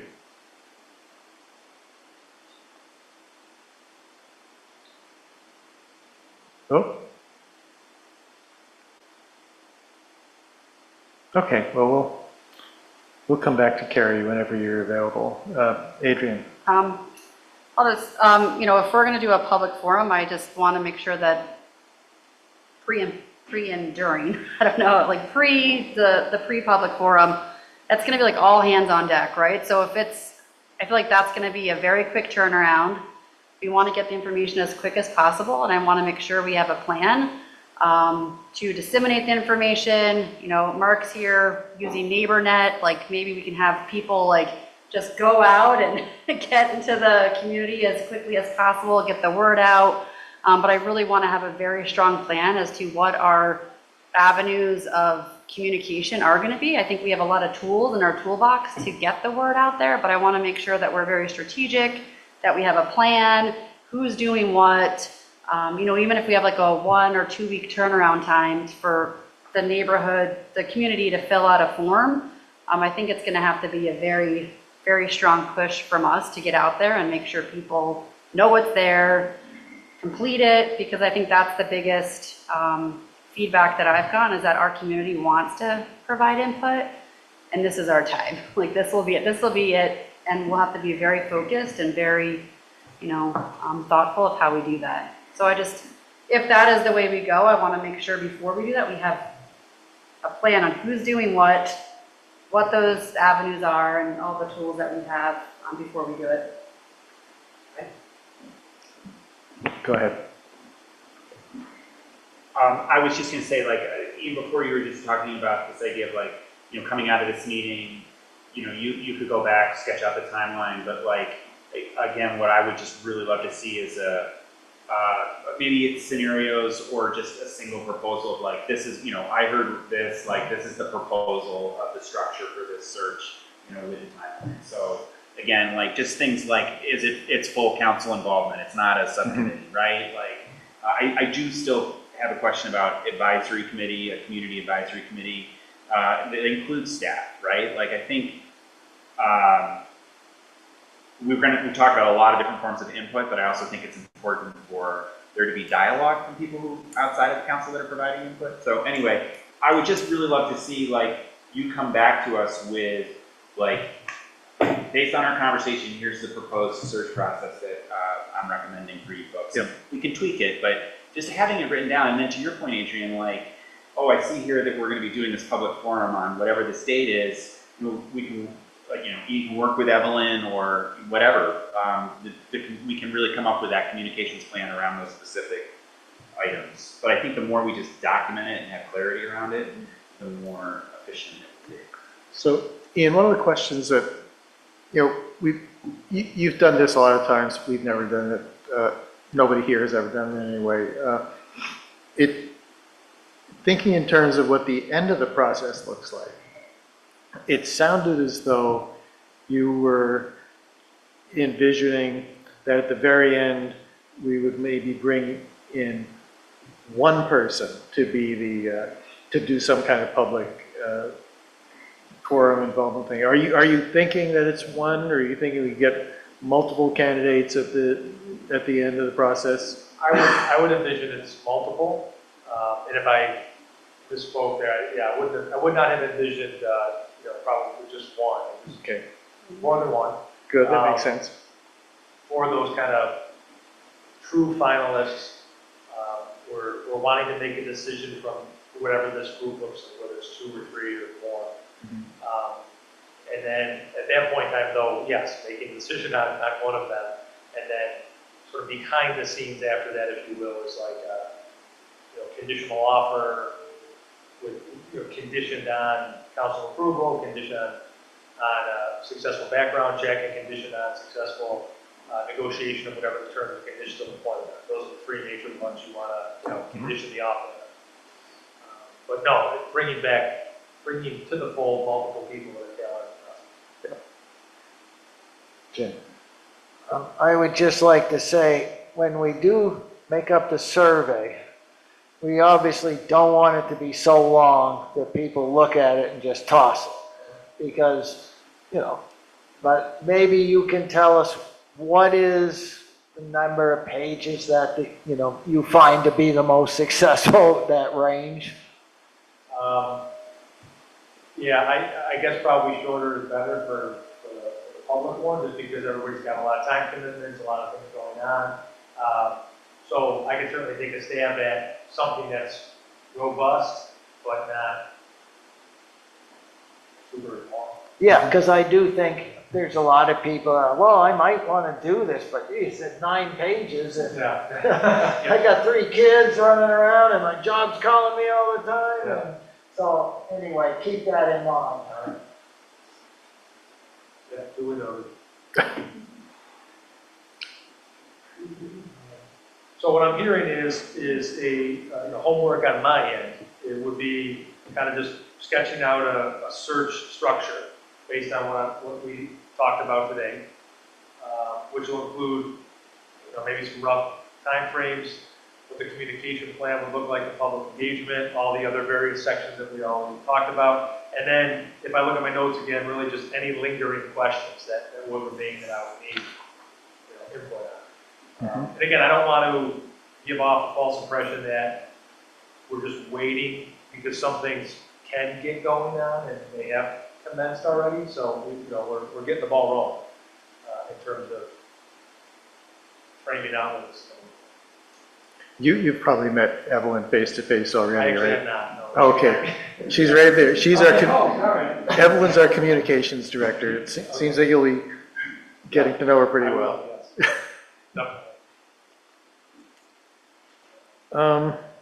Can I ask one? Yeah.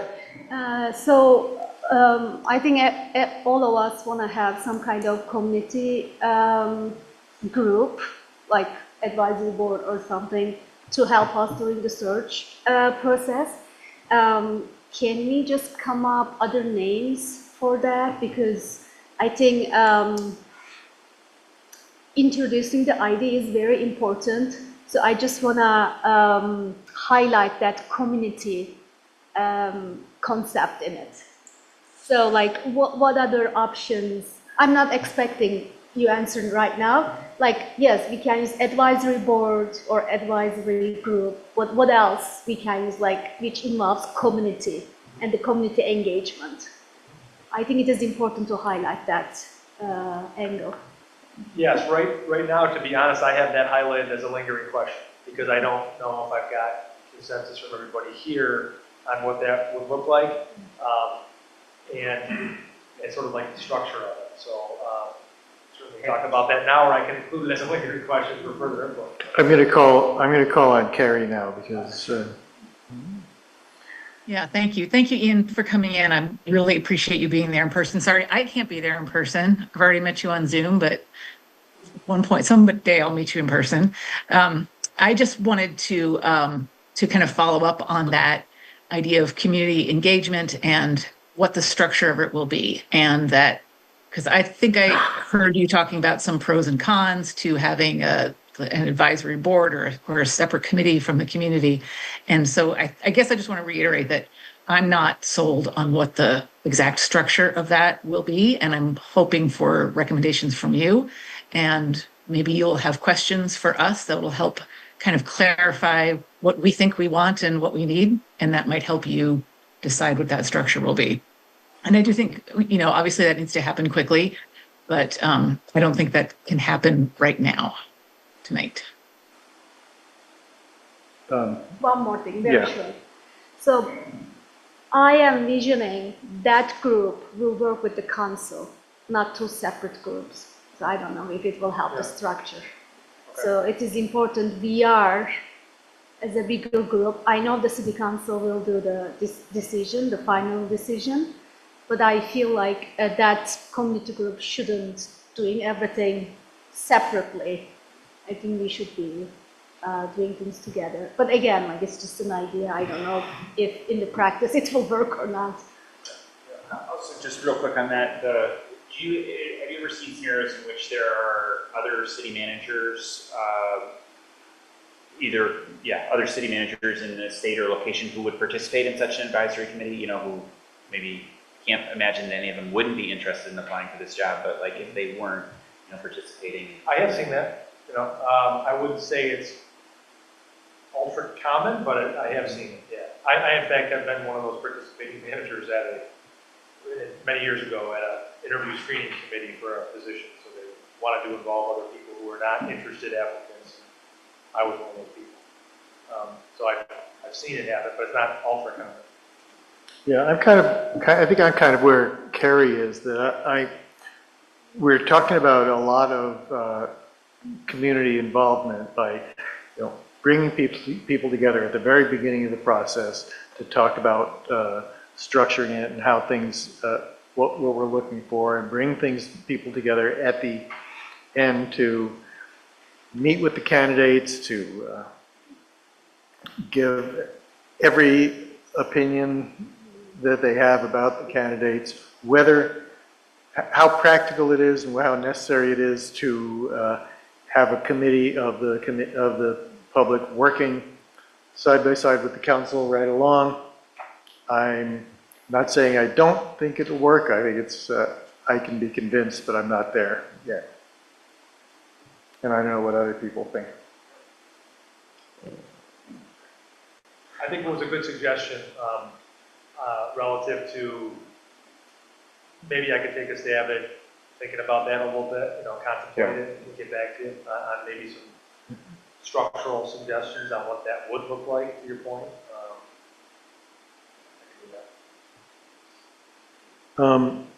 During this pause, I'm going to see if there are any members of the public, either in the room or on Zoom, who would like to share their thoughts, because this is a decision that's going to affect everybody in the community for hopefully a long time.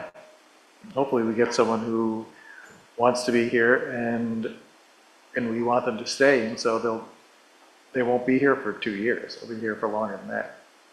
So is there anyone in the room? Steve? Mark? Steve Whitaker. I think a right up front decision that the council needs to wrestle with is the documented presumption that that Country Club Road is Mike Miller's project. That, you know, that the developers are going to tell us what we do up there. And I think the skill set that we're going to need in a city manager might need to be stewarding that public investment, that $4 million we've got stuck in Country Club Road already, but the potential to have a second resilient village out there, 138-acre walkable village.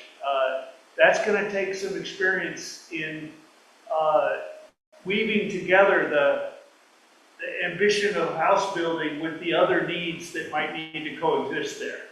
And so that's going to take, that needs to be defined up front. If you think we're just going to put out an RFP and the developers are going to tell us what we do out there, that would be really missing the boat for the skill set that we need in city manager.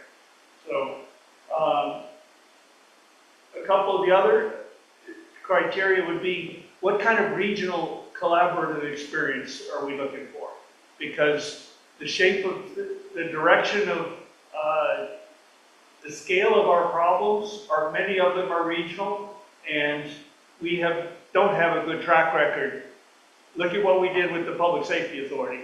We launched it, it never got fully launched, and then we tanked it in order to preserve Montpelier's dispatch monopoly, which is unregulated, ungoverned, and killed a man.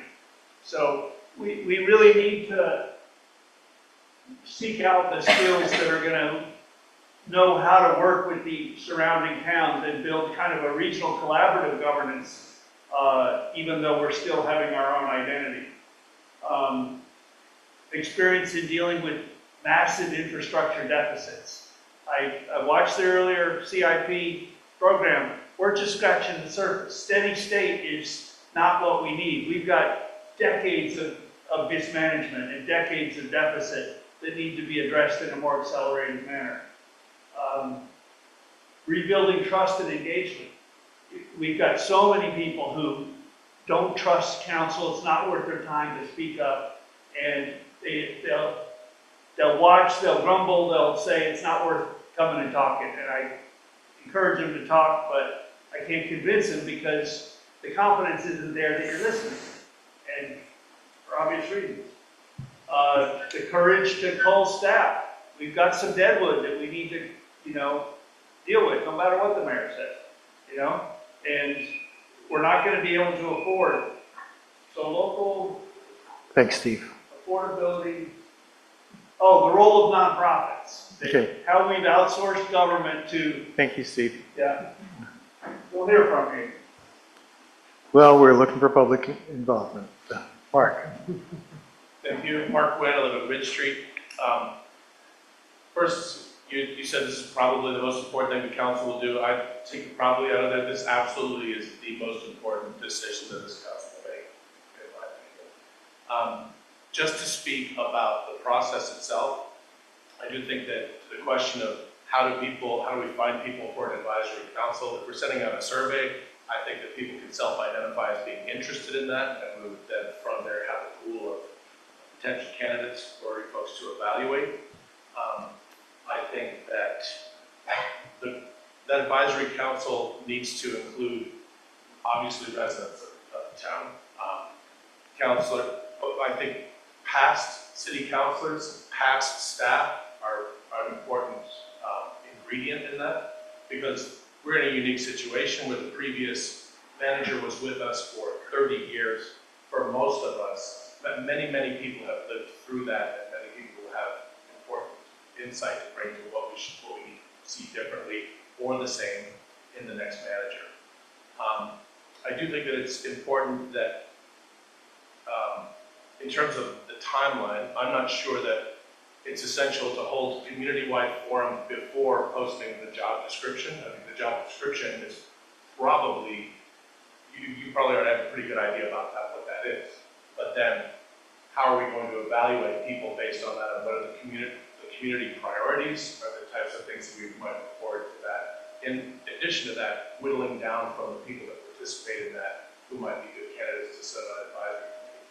Jack, to your point, I do think that it is important that the advisory committee work right alongside council, also not in two separate pools, but sort of as one group, knowing that 7 of you or 7 of the council are making the decision and everyone else is there with their primary function to bring in voices from the rest of the community that maybe you 7 would not have thought of on your own, and to keep those voices and those issues alive in the conversation.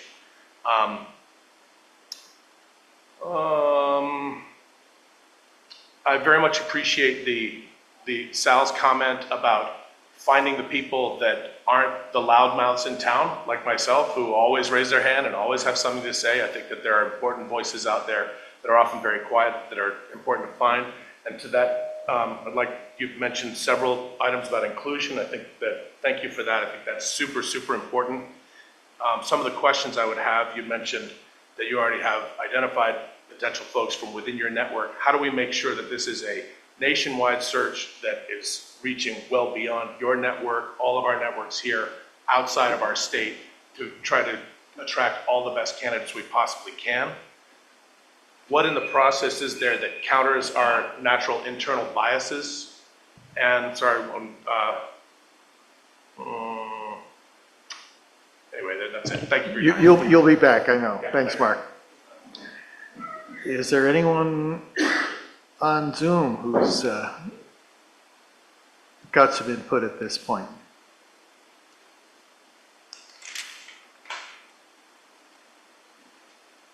Okay. Ian, where do you think we are right now? You feel like you have a good handle on things? I do, yeah, actually, yeah. I mean, Okay. this has been really helpful. I got some great inputs. I'll kind of quickly turn around some thoughts, honestly, in the next couple of days, in terms of structure and some suggestions, any lingering questions that I kind of see, thoughts on this advisory board structure, thoughts on the public forum component, public engagement, staff involvement as well, timeline. So, I mean, I got enough to run with right now, for sure. Can I ask, who's the point of contact, right? Like, you're doing a great job of doing that, but like from, again, if this is a council decision, council needs to own it. Who's the point of contact on council that's communicating with Dina? I assume Tanya and me. Good.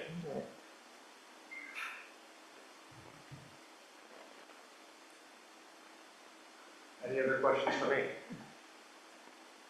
Really glad you're here. Yeah. Everybody happy? Thanks for having me.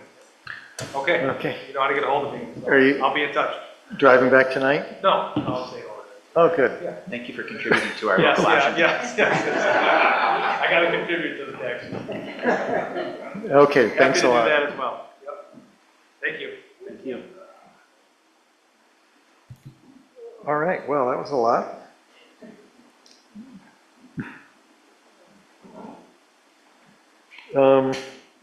We're up to item 9, discussion of possible implementation strategies for Country Club Road. Mike, come on up.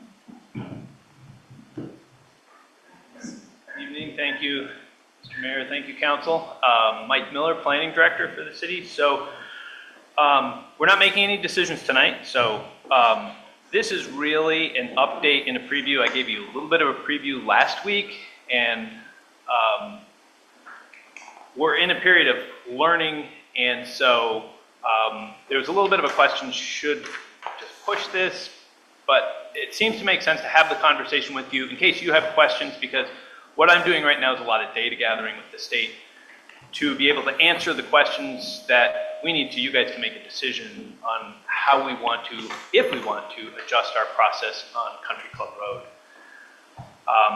So apologies, it'll be a lot, but I'm going to break it into 3 pieces, keep it pretty succinct, so that way we'll take some questions and we'll see where we end up. As you know, Country Club Road has had a work plan which roughly translates into adopt the plan, apply and receive the growth center, which has a deadline this fall. 3, use that approval to qualify for TIF and apply for that TIF to pay for the infrastructure. And then sometime next year, do an RFP with developers to get developers on board once we have a full slate of tools for them to work with. So that's what we've been working on as our work plan, but 2 significant items have changed potentially in our favor that we now need to kind of decide whether or not we need to adjust how our work plan is going. And so the qualifier is, as I mentioned, I don't have all the facts, so I'm getting answers now, and I'm hoping within the next week, so I'll be back on the agenda next week with hopefully some answers. But if you have questions, let me know. I'll put them down, I'll get to the state, and we'll try to get all the answers, unless I already have them. So the first thing I'll talk about is the first change that's happened is the Tier 1A status. That's part of Act 181, that's part of the Act 250 bill. The short version that everybody remembers is Act 250 is going to create, regional planning commissions are going to create these maps, future land use maps. Certain areas are going to be designated Tier 1A, and cities can opt into them, and it's basically designating an area where Act 250 isn't going to apply, and it has some other benefits. One of the benefits that I didn't know about until yesterday when I was talking with Jacob Hemrick from the state is that it's also a checkbox to qualify for TIF. So the reason we were all setting up to try to do this complicated growth center application to expand our growth center to include Country Club Road was because we need TIF to pay for the infrastructure, and for us to qualify for TIF, we need the growth center. So we needed to go through that process. Well, now we don't necessarily have to. We could do a growth center, or we can do a Tier 1A, which we are expecting is something that we would qualify for, and it's something that we could do as an alternative. We would just have to make sure that Country Club Road is within that Tier 1A eligible area on the regional plan map. So if this is true, that we can do that, and I'm trying to confirm it, he mentioned that it's true, and I said, send it to me in writing. I want something that I can definitively point to and say that's absolutely the case. And if it's true, the drawback is, so the minus is timing. So growth center would be effective right away. So if we did a growth center and we got approved, it would be September to November of this year. If we decided, let's not do that, let's do Tier 1A, I've received 2 different effective dates. And again, this is the information I'm trying to find out. One effective date is, it could be effective as quickly as December 2025. And that's what the state thought. The state said, the RPC should be ready to go, this will be in effect. You could be Tier 1A as soon as December. If that's the case, there's absolutely no reason for us to do a growth center application. That would be a lot of extra work with very little benefit. The Regional Planning Commission thinks it might not be effective till June. Pushes it out another 6 months. So what is that? Does that 6-month window hurt us? It's a question mark. So my answer to you at this point is, let me get the answer, but we'll have a conversation about whether that makes a difference, and if it does or doesn't, we can make a decision at that point. But it is important for us to qualify for TIF as an option. We'll get to one of the other changes, which may mean we don't have to do TIF, but let's start with this. If we want to do this, it might make sense for us to go for Tier 1A instead. So let me pause there just for a second to see if everyone is kind of understanding some of that before I move on to the next change in state law. That helps. I have a few questions. Under the land use review maps, to get that tier 1A status, what would Country Club Road need to be designated? What type of land use would it be on the map? It would be a planned growth area. A planned growth area? Yes. So a planned growth area will qualify for tier 1A? Yes. Okay. Yep. And if it were already in the growth center, it would automatically qualify for that designation. It's not, so we would just have to make sure it's in the future land use map. Thank you. The other question I have is, we're talking about a growth center application expansion for Country Club Road, but also for other areas too, right? And were those two separate, like, what was the relationship between those? And if we decided, you know, we're not going to go for the growth center because there's this much easier path for Country Club Road that would get us the same outcome, what happens to those other areas that we were considering for growth center? So I was going to talk about that. Clear, we're talking about the R9000. Oh, the Res 9000, yes. So I was going to try not to add too many extra layers to this. That is true. The Tier 1A, as it's laid out right now and proposed, includes the same Res 9 area that we were talking about. So if the Tier 1A is effective in December, we would get both Country Club Road and the Res 9000 all in, rather than doing two growth center applications or one big growth center application. My recommendation was to two separate growth center applications because I feel they're two separate sets of statistics and facts. But so you feel that, like, the thinking is that the Res 9000 would also be tier 1? yes, that is what, if you go onto our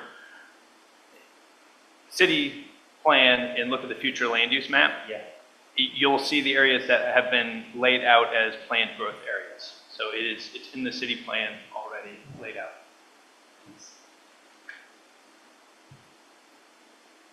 So that's the first set of things that have kind of changed, and I'll bring it all back together when we get to the end, and hopefully, like I said, anytime in the interim, if there are questions between now and next week, you can let me know too.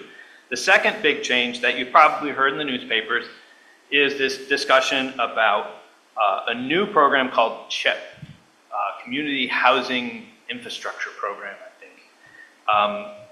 And really, CHIP and TIF, tax increment financing, which we have had and have done, they're the exact same program with one difference. I mean, the applications are completely different. CHIP is a lot easier. But they're really the same thing. They're using future taxes to pay for infrastructure. They're both using the same idea. You need a road for your project. You're going to be building a project. We're going to do a bond to build the road, and then we're going to take the taxes generated from that new development to pay that bond. They both work the same way. The difference, the CHIP is way easier to apply for. TIF, we've talked about, just applying for TIF is $100,000 just to hire White and Burke to do our application. It's a very complex application. We've done it before. We've had it. So it's not impossible, but they are much more complicated to get and administer. The catch is between TIF and CHIP is that tax increment finance is a district, while CHIP is looking at an individual project.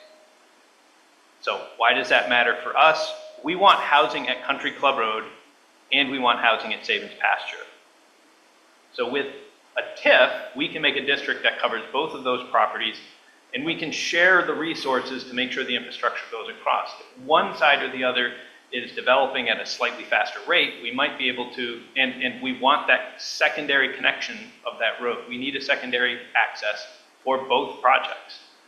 And so making sure that road connects through is important for both sides. But in a TIF, we can do that. We can share the resources, make sure the road goes all the way through, because we can bring resources from one side to the other to build that out.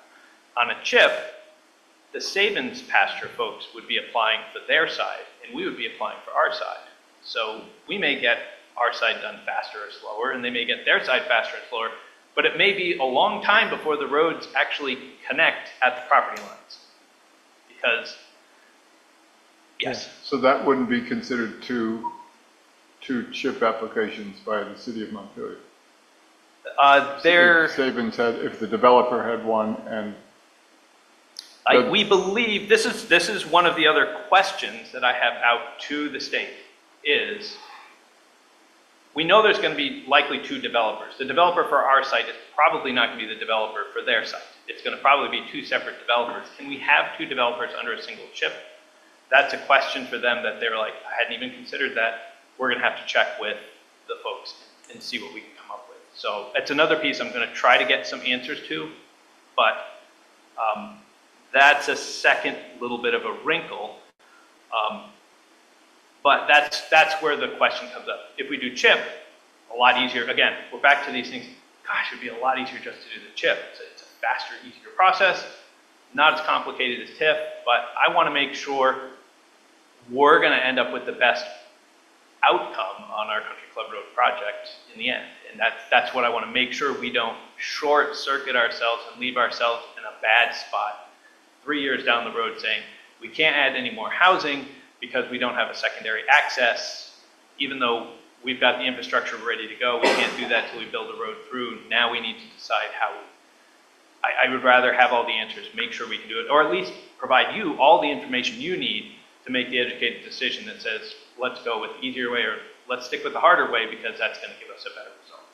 And so it seems like I've heard people talk about CHIP as kind of like project-based TIF. Is that, and so someone else, like it's been in the news that maybe the Isabel Circle project is another thing that could qualify for their own CHIP application. And yeah, perfect example, perfect project.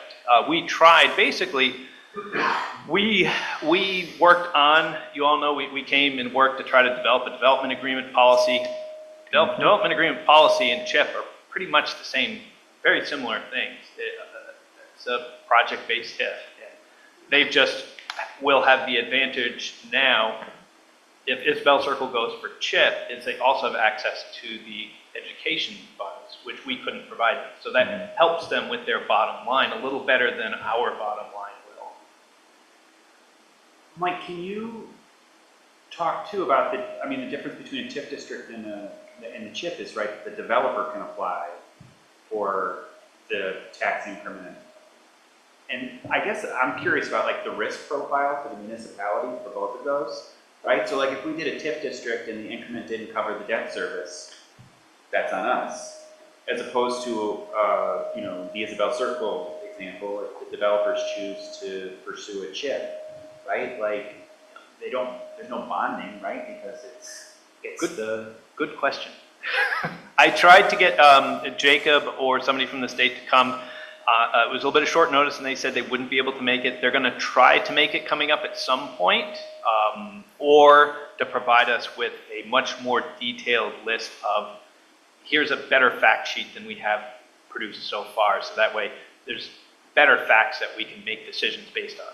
I would love to see someone from the Agency of Commerce and Community Development come to a meeting and be like, actually have a dialogue with them about these kinds of issues. Same with the Regional Planning Commission, just so that we're really like working as a team sport and all on the same page about weighing what are the pluses and minuses of the approach and that there's consensus as we move forward.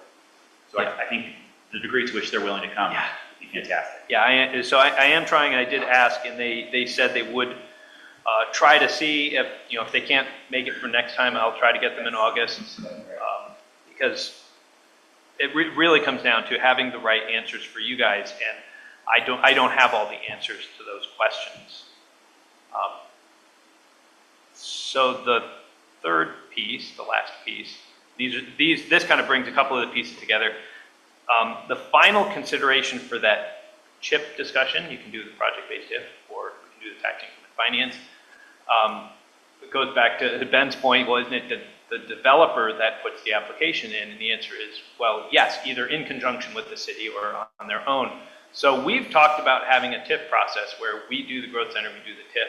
Once we're all set, we're going to put the RFP out to get a developer. If council says, I like this chip idea better. I think that's a better approach. We're going to need to switch that around because we will need to put the RFP out for the developer first because we can't put a chip application in without the project. So it's not like we can have a decision that said, can we keep both processes going? It's like, not really. We kind of have to decide if we're going this way or this way. But we do have some ways of keeping some avenues open. We can keep both TIF and CHIP open. If we decided, let's not do a growth center, we could start putting RFP out this fall to get a developer on board. Then once we get tier 1A, that gives us both Act 250 exemption and eligibility for TIF, then we can make the decision. What's our best way of moving forward? We could still do the TIF because we're eligible for that, or we could do the CHIP because we're eligible for that.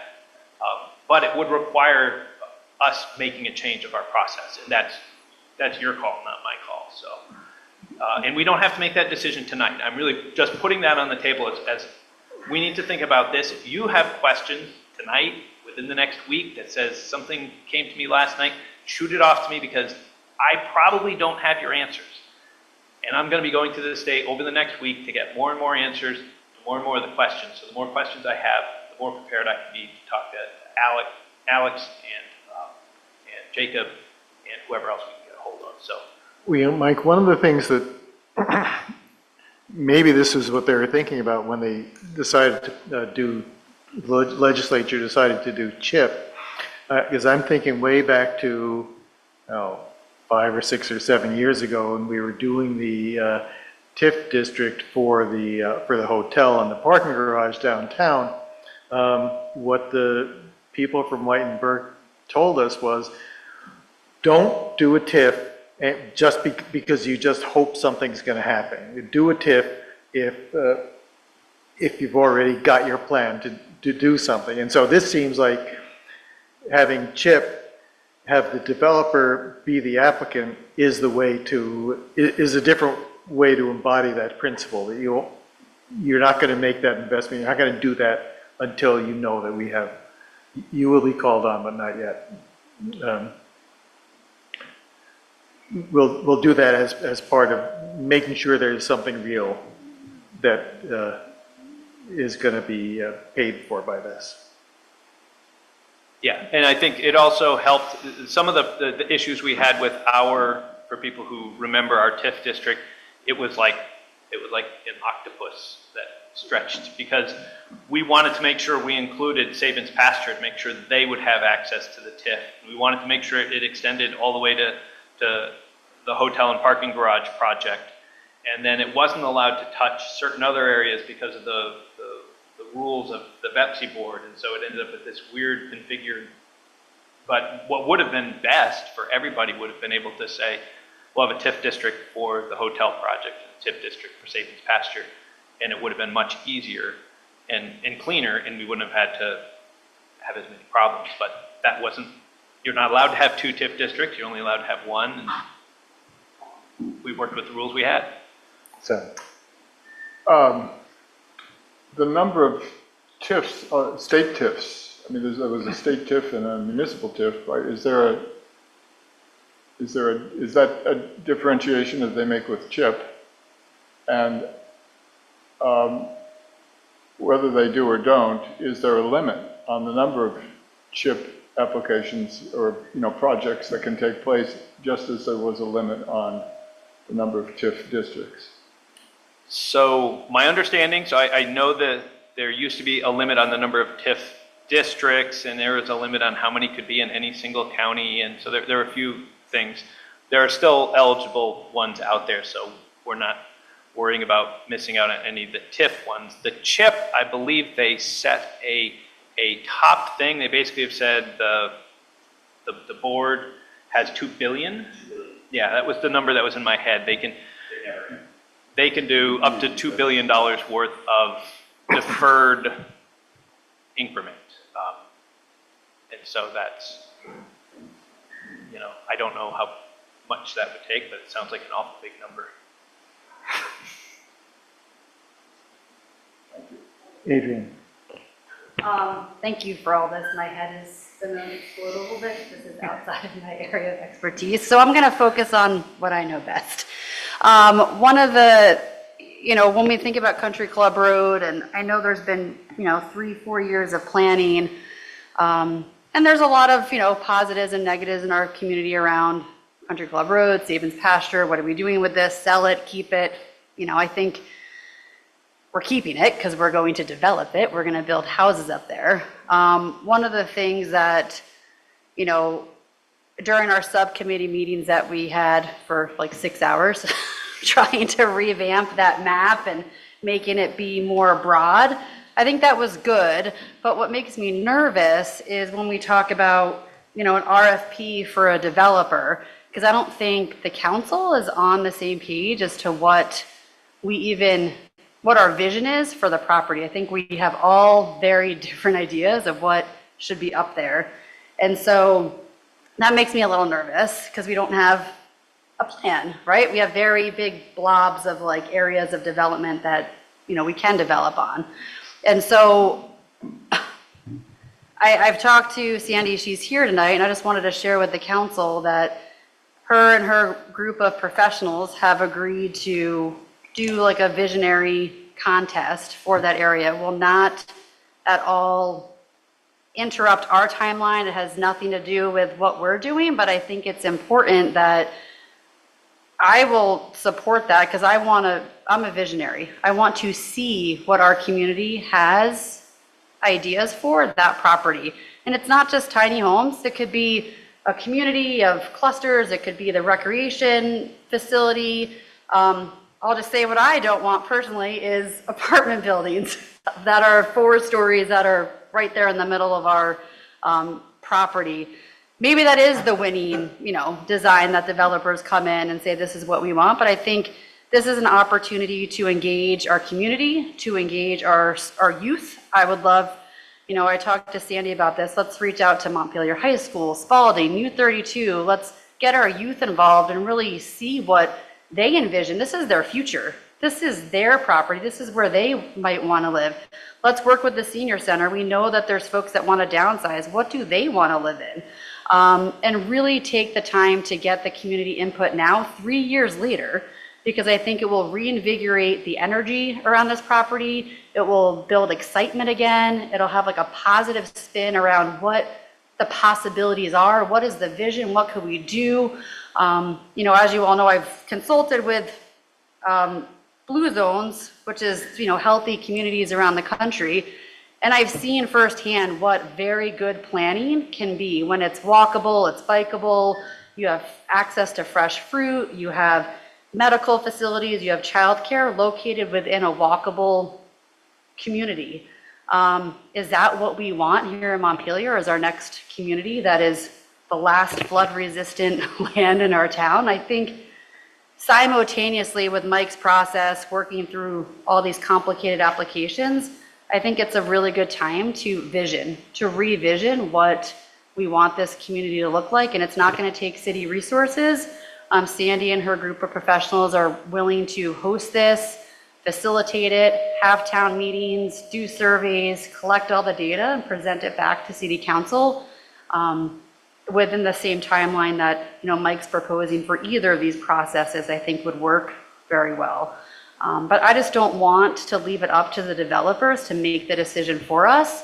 I really want to take the time to have community input and understand all the possibilities that we can build up there and all different ways of imagining the future for Montpelier and what we're building for the next generation of where we live. So I just wanted to throw that out there as just something that I've been talking about and working. I haven't done anything with it, but I've been talking with Sandy and just thinking about what that could look like. And I wanted to share it with you all as, something that's going to happen and just that, what that may look like. Thanks, Adrian. Mike, have you pretty much got to the end of? Yes. Okay. Yep, that was it, unless we were going to go through some of what Ben sent me a few questions. If you want me to go through those, you're good? Okay. That was the only other thing I had was to answer Ben's question. So if you're good, I can step aside. Well, no, I wasn't asking you to step aside. Okay. I was thinking that this might now be the point to open it up to the public. I see Sandy's got her hand up, and there may be some people online who also want to be heard. So Sandy, I'll call on you. And Sandy, I will remind you of the time limit. Hi, I'm Sandra Vitz, 2 on Loomis Street. I actually did not intend to speak tonight. I just wanted to give you a little bit more information about the chip TIFs, because there was a little misinformation, I believe. So their official name is chip TIF, because they're a kind of TIF, and there is a limit on them, which could put the city in competition with itself. That is not sure yet. That's a really important question to get settled. So the way they work is there can be a developer and there can be a sponsor, but the primary entity that is getting involved with the legal obligation, the debt, is a municipality. I have not heard in all of the discussions at the State House of the developer taking over a municipal obligation. A developer is not necessary at this point. They're working on their rules. They're going to finish the rules in November. And the municipality can function as a developer. The key thing is that they are very specific documents. You have to outline the exact parcels and say what their value is and what the improved value is in order to calculate the increment. So they are not, the one that I'm working on with Plainfield right now, it's not a loosey-goosey estimate of what one hopes to do. It's a guarantee, because you're guaranteeing, the municipality is guaranteeing to the state that it will contribute so much money per year, 85% of the incremental tax value. So that was all I needed to add. Thanks. Thank you. Steve.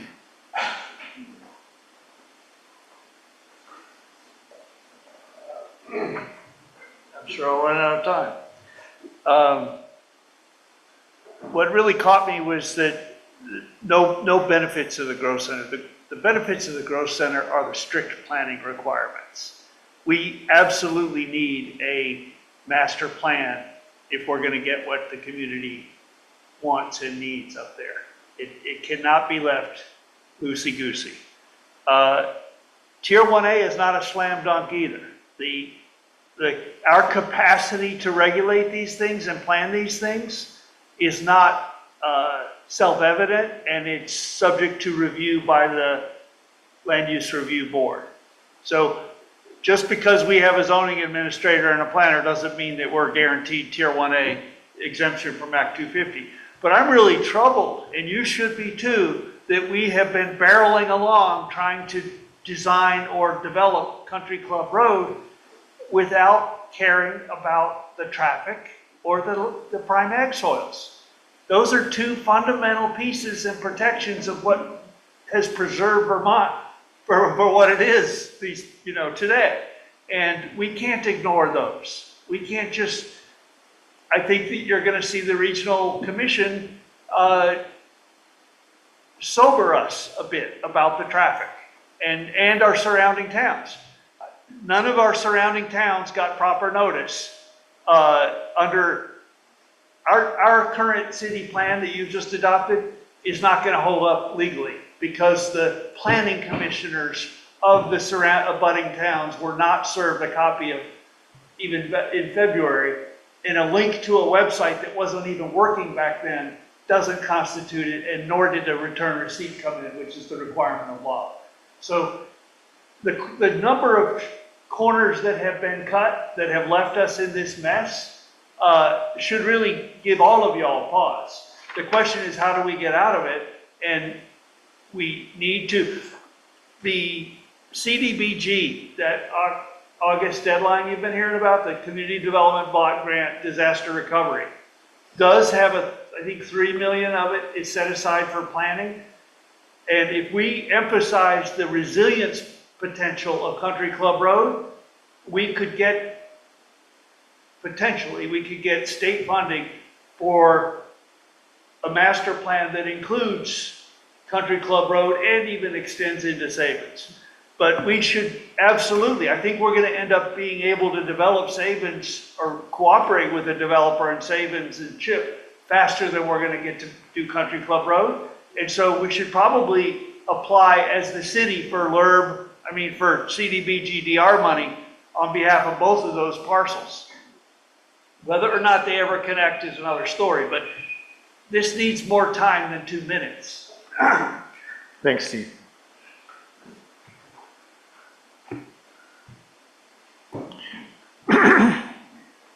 I do not see anybody else online with their hands up, but I want to give people a chance. Obviously, we'll be coming back to hear from you about this multiple occasions after this. But I think we're good for now. And now, I think it's time for our break. 8:25, back in 10 minutes.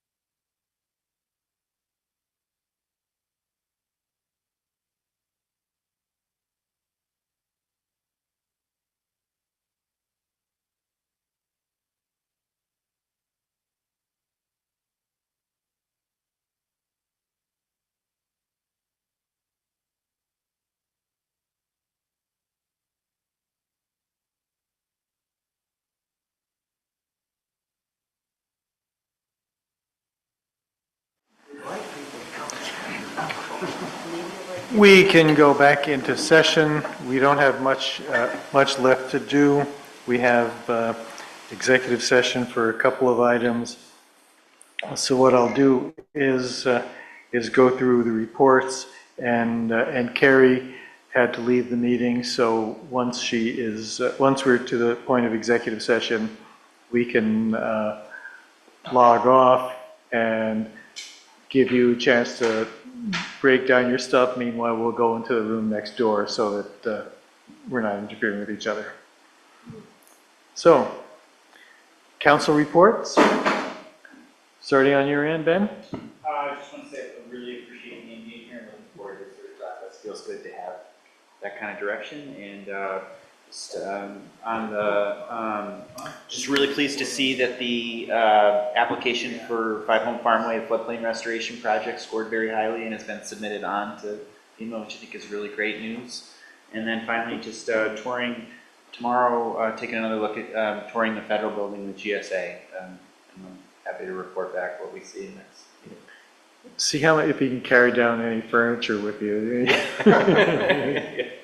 I'll get to go visit my old office, actually. All right. Palin. No report, thank you. Sal. Jim. A couple things, both dealing with the committee I'm on for the business. We had a Washington County mental health person in, also Rick DeAngelis, who has agreed to join the committee. I'm going to I was at the homeless task force meeting today, which was quite a long one, and heard how they feel about things. I've also invited one of them to join that committee. So, I said, you don't have to be a business owner to be a part of that committee. We'd like one of the homeless task force members to come on. I think Zach maybe is going to come over. They were trying to put together a motion to tell us, answer them on something, but they couldn't even agree on their motion, so I don't think it ever got made or seconded or put forth. But their feeling is, first of all, why do we want to hook up with a housing committee that doesn't even exist? Which it really doesn't right now, because it is not meeting. It hasn't met in months. We don't really want to be a part of them. We've heard that some of them don't want to be a part of us.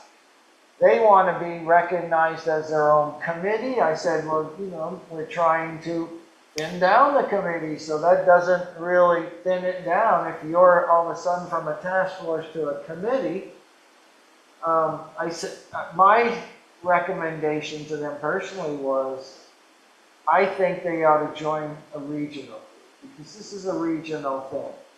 And I don't think being, on their own, they're going to get much done. But I said, here's the thing, if you join the housing committee, you're going to have more people, you're going to hear more opinions, you might get some diversity on stuff rather than you all that think a lot alike, although they don't all think a lot alike, because there isn't always a lot of an agreement among them. And so I think they're going to really look for some kind of direction from us to tell them, and then if we tell them something they don't like, they're probably going to disband. And so I don't know, I really didn't get a sense of where all of them stood, but it seems like most of them don't want to be part of housing. I said, the housing group would make sure you had an allotment of time in the meeting to just be on your thing, I mean, okay, let's say we meet for an hour and a half. Half an hour can be just their stuff. Half an hour of the housing stuff, a half an hour for general stuff, or something like that. So they're still trying to figure things out. I think they're going to have another meeting maybe soon, and I'll go to it like I did today and try to figure out, but they never got the motion to us, but they kind of want direction from us, and they want it soon, and so that because I think in a way they kind of feel like they're wasting their time, and they don't really want to waste their time anymore, some of them. So It's up to us to say, we don't want you to be a committee, or we'll allow that. We'd like you to do this. We need to tell them what we would like as a recommendation. I said there's two really, join the housing or go out and join a region. But I said, I don't think, we're gonna accept you as a committee on your own. We're trying to thin these things down. Of course, you heard what he said tonight. Well, you created a child care one. You already added one to your thing. What's one more? So, I mean, we have to come to an agreement among us to let them know what's going on. Thanks, Jim. Adrian? And about that child care task force. So the child care committee is time bound, and we have goals and we have action steps that we want to take. So if we can replicate that with all committees and have a structure in place with what is the purpose, do your baseline, gather your data, find out where you want to go, and make a plan and get it done, yay, great. So my report is on the Child Care Task Force Committee. So we met last week, and we are partnering with, make sure I get the name right, First Children's Finance. Yep, First Children's Finance. You're saying two different things. I know, I'm looking at the email. I had to pull it up to make sure I got it right. So First Children's Finance came, and they are a national organization that works with communities around the country, and they are supporting us pro bono, and they have an office here in Vermont, a staff, so we're their pilot program for Vermont. And what they do is they've provided us with a child care needs analysis. So where are we now for Washington County? We have a report on, so much data on this report of where we are in terms of the folks that live in Montpelier, the people that come to work in Montpelier, where are they coming from? What is the radius of their travel? We have the capacity of the current childcare from 0 to 5, both family centers and, daycare centers, individual daycare centers. And then what are the slots that are needed for Washington County. So what is that gap analysis of what we need and what we're working towards? So we have a huge amount of data that we received. It was very robust, very impressive. And so now the child care committees, we're going to be meeting every 2 weeks to really decide, well, what do we do with this data? What is the plan of action? And what do we want to achieve over the next 6 months to report back to council? And then how do we continue to build that momentum to eventually get more child care spots in Washington County, which is what we need to do to support our families here in Montpelier and within the greater region of Washington County. So it is moving along very well. I'm very happy with the progress. We are going to be recruiting some more members. That'll probably be our next action step, just so we continue to build off the momentum of what we've started. So that's my report. Right, thanks. The only thing I'll say for a mayor's report, I don't want to extend this, but years ago, one of the things that we asked members of the council to do was to do exactly what Adrian just did, which was to come back and make reports, not necessarily on any formal schedule, on the activities of the committees that they were serving on. And Donna Bate, when she was on the council, was really good at doing that and bringing that back to us. So I just do want to encourage all council members to do that. City clerk's report? I don't have a report. Thank you. Okay. City manager's report? No questioning, please. Okay. I anticipate going into executive session and not taking any action after we come out. And so at this point, we would, the chair would entertain a motion to go into executive session pursuant to 1 VSA section 313A2 and 3 for the purposes stated in the agenda. So moved. And do you have that motion? Sarah? Okay. You have it? To go, yes, I do. Okay, From okay. the packet, I got the Great. essays. Okay. It's moved and seconded. Any, Can I ask about the second item on there, just the space at Country Club Road, that's not, is there a lease negotiation going on? yes, there is. It hasn't been presented to council. Right, there's not a lease that's ready to go to council yet. This is, and so, yeah. Okay, any discussion? All those in favor signify by saying aye. Aye. Any opposed? All right. Everyone can log off. We'll go into the room next door and then Kelly, you can keep track of when we adjourn. I'm just gonna go right next door. We'll just go, we don't need to pack up yet, but, It's all right if I go? mhm. And then we'll know the time. Yeah, Kelly.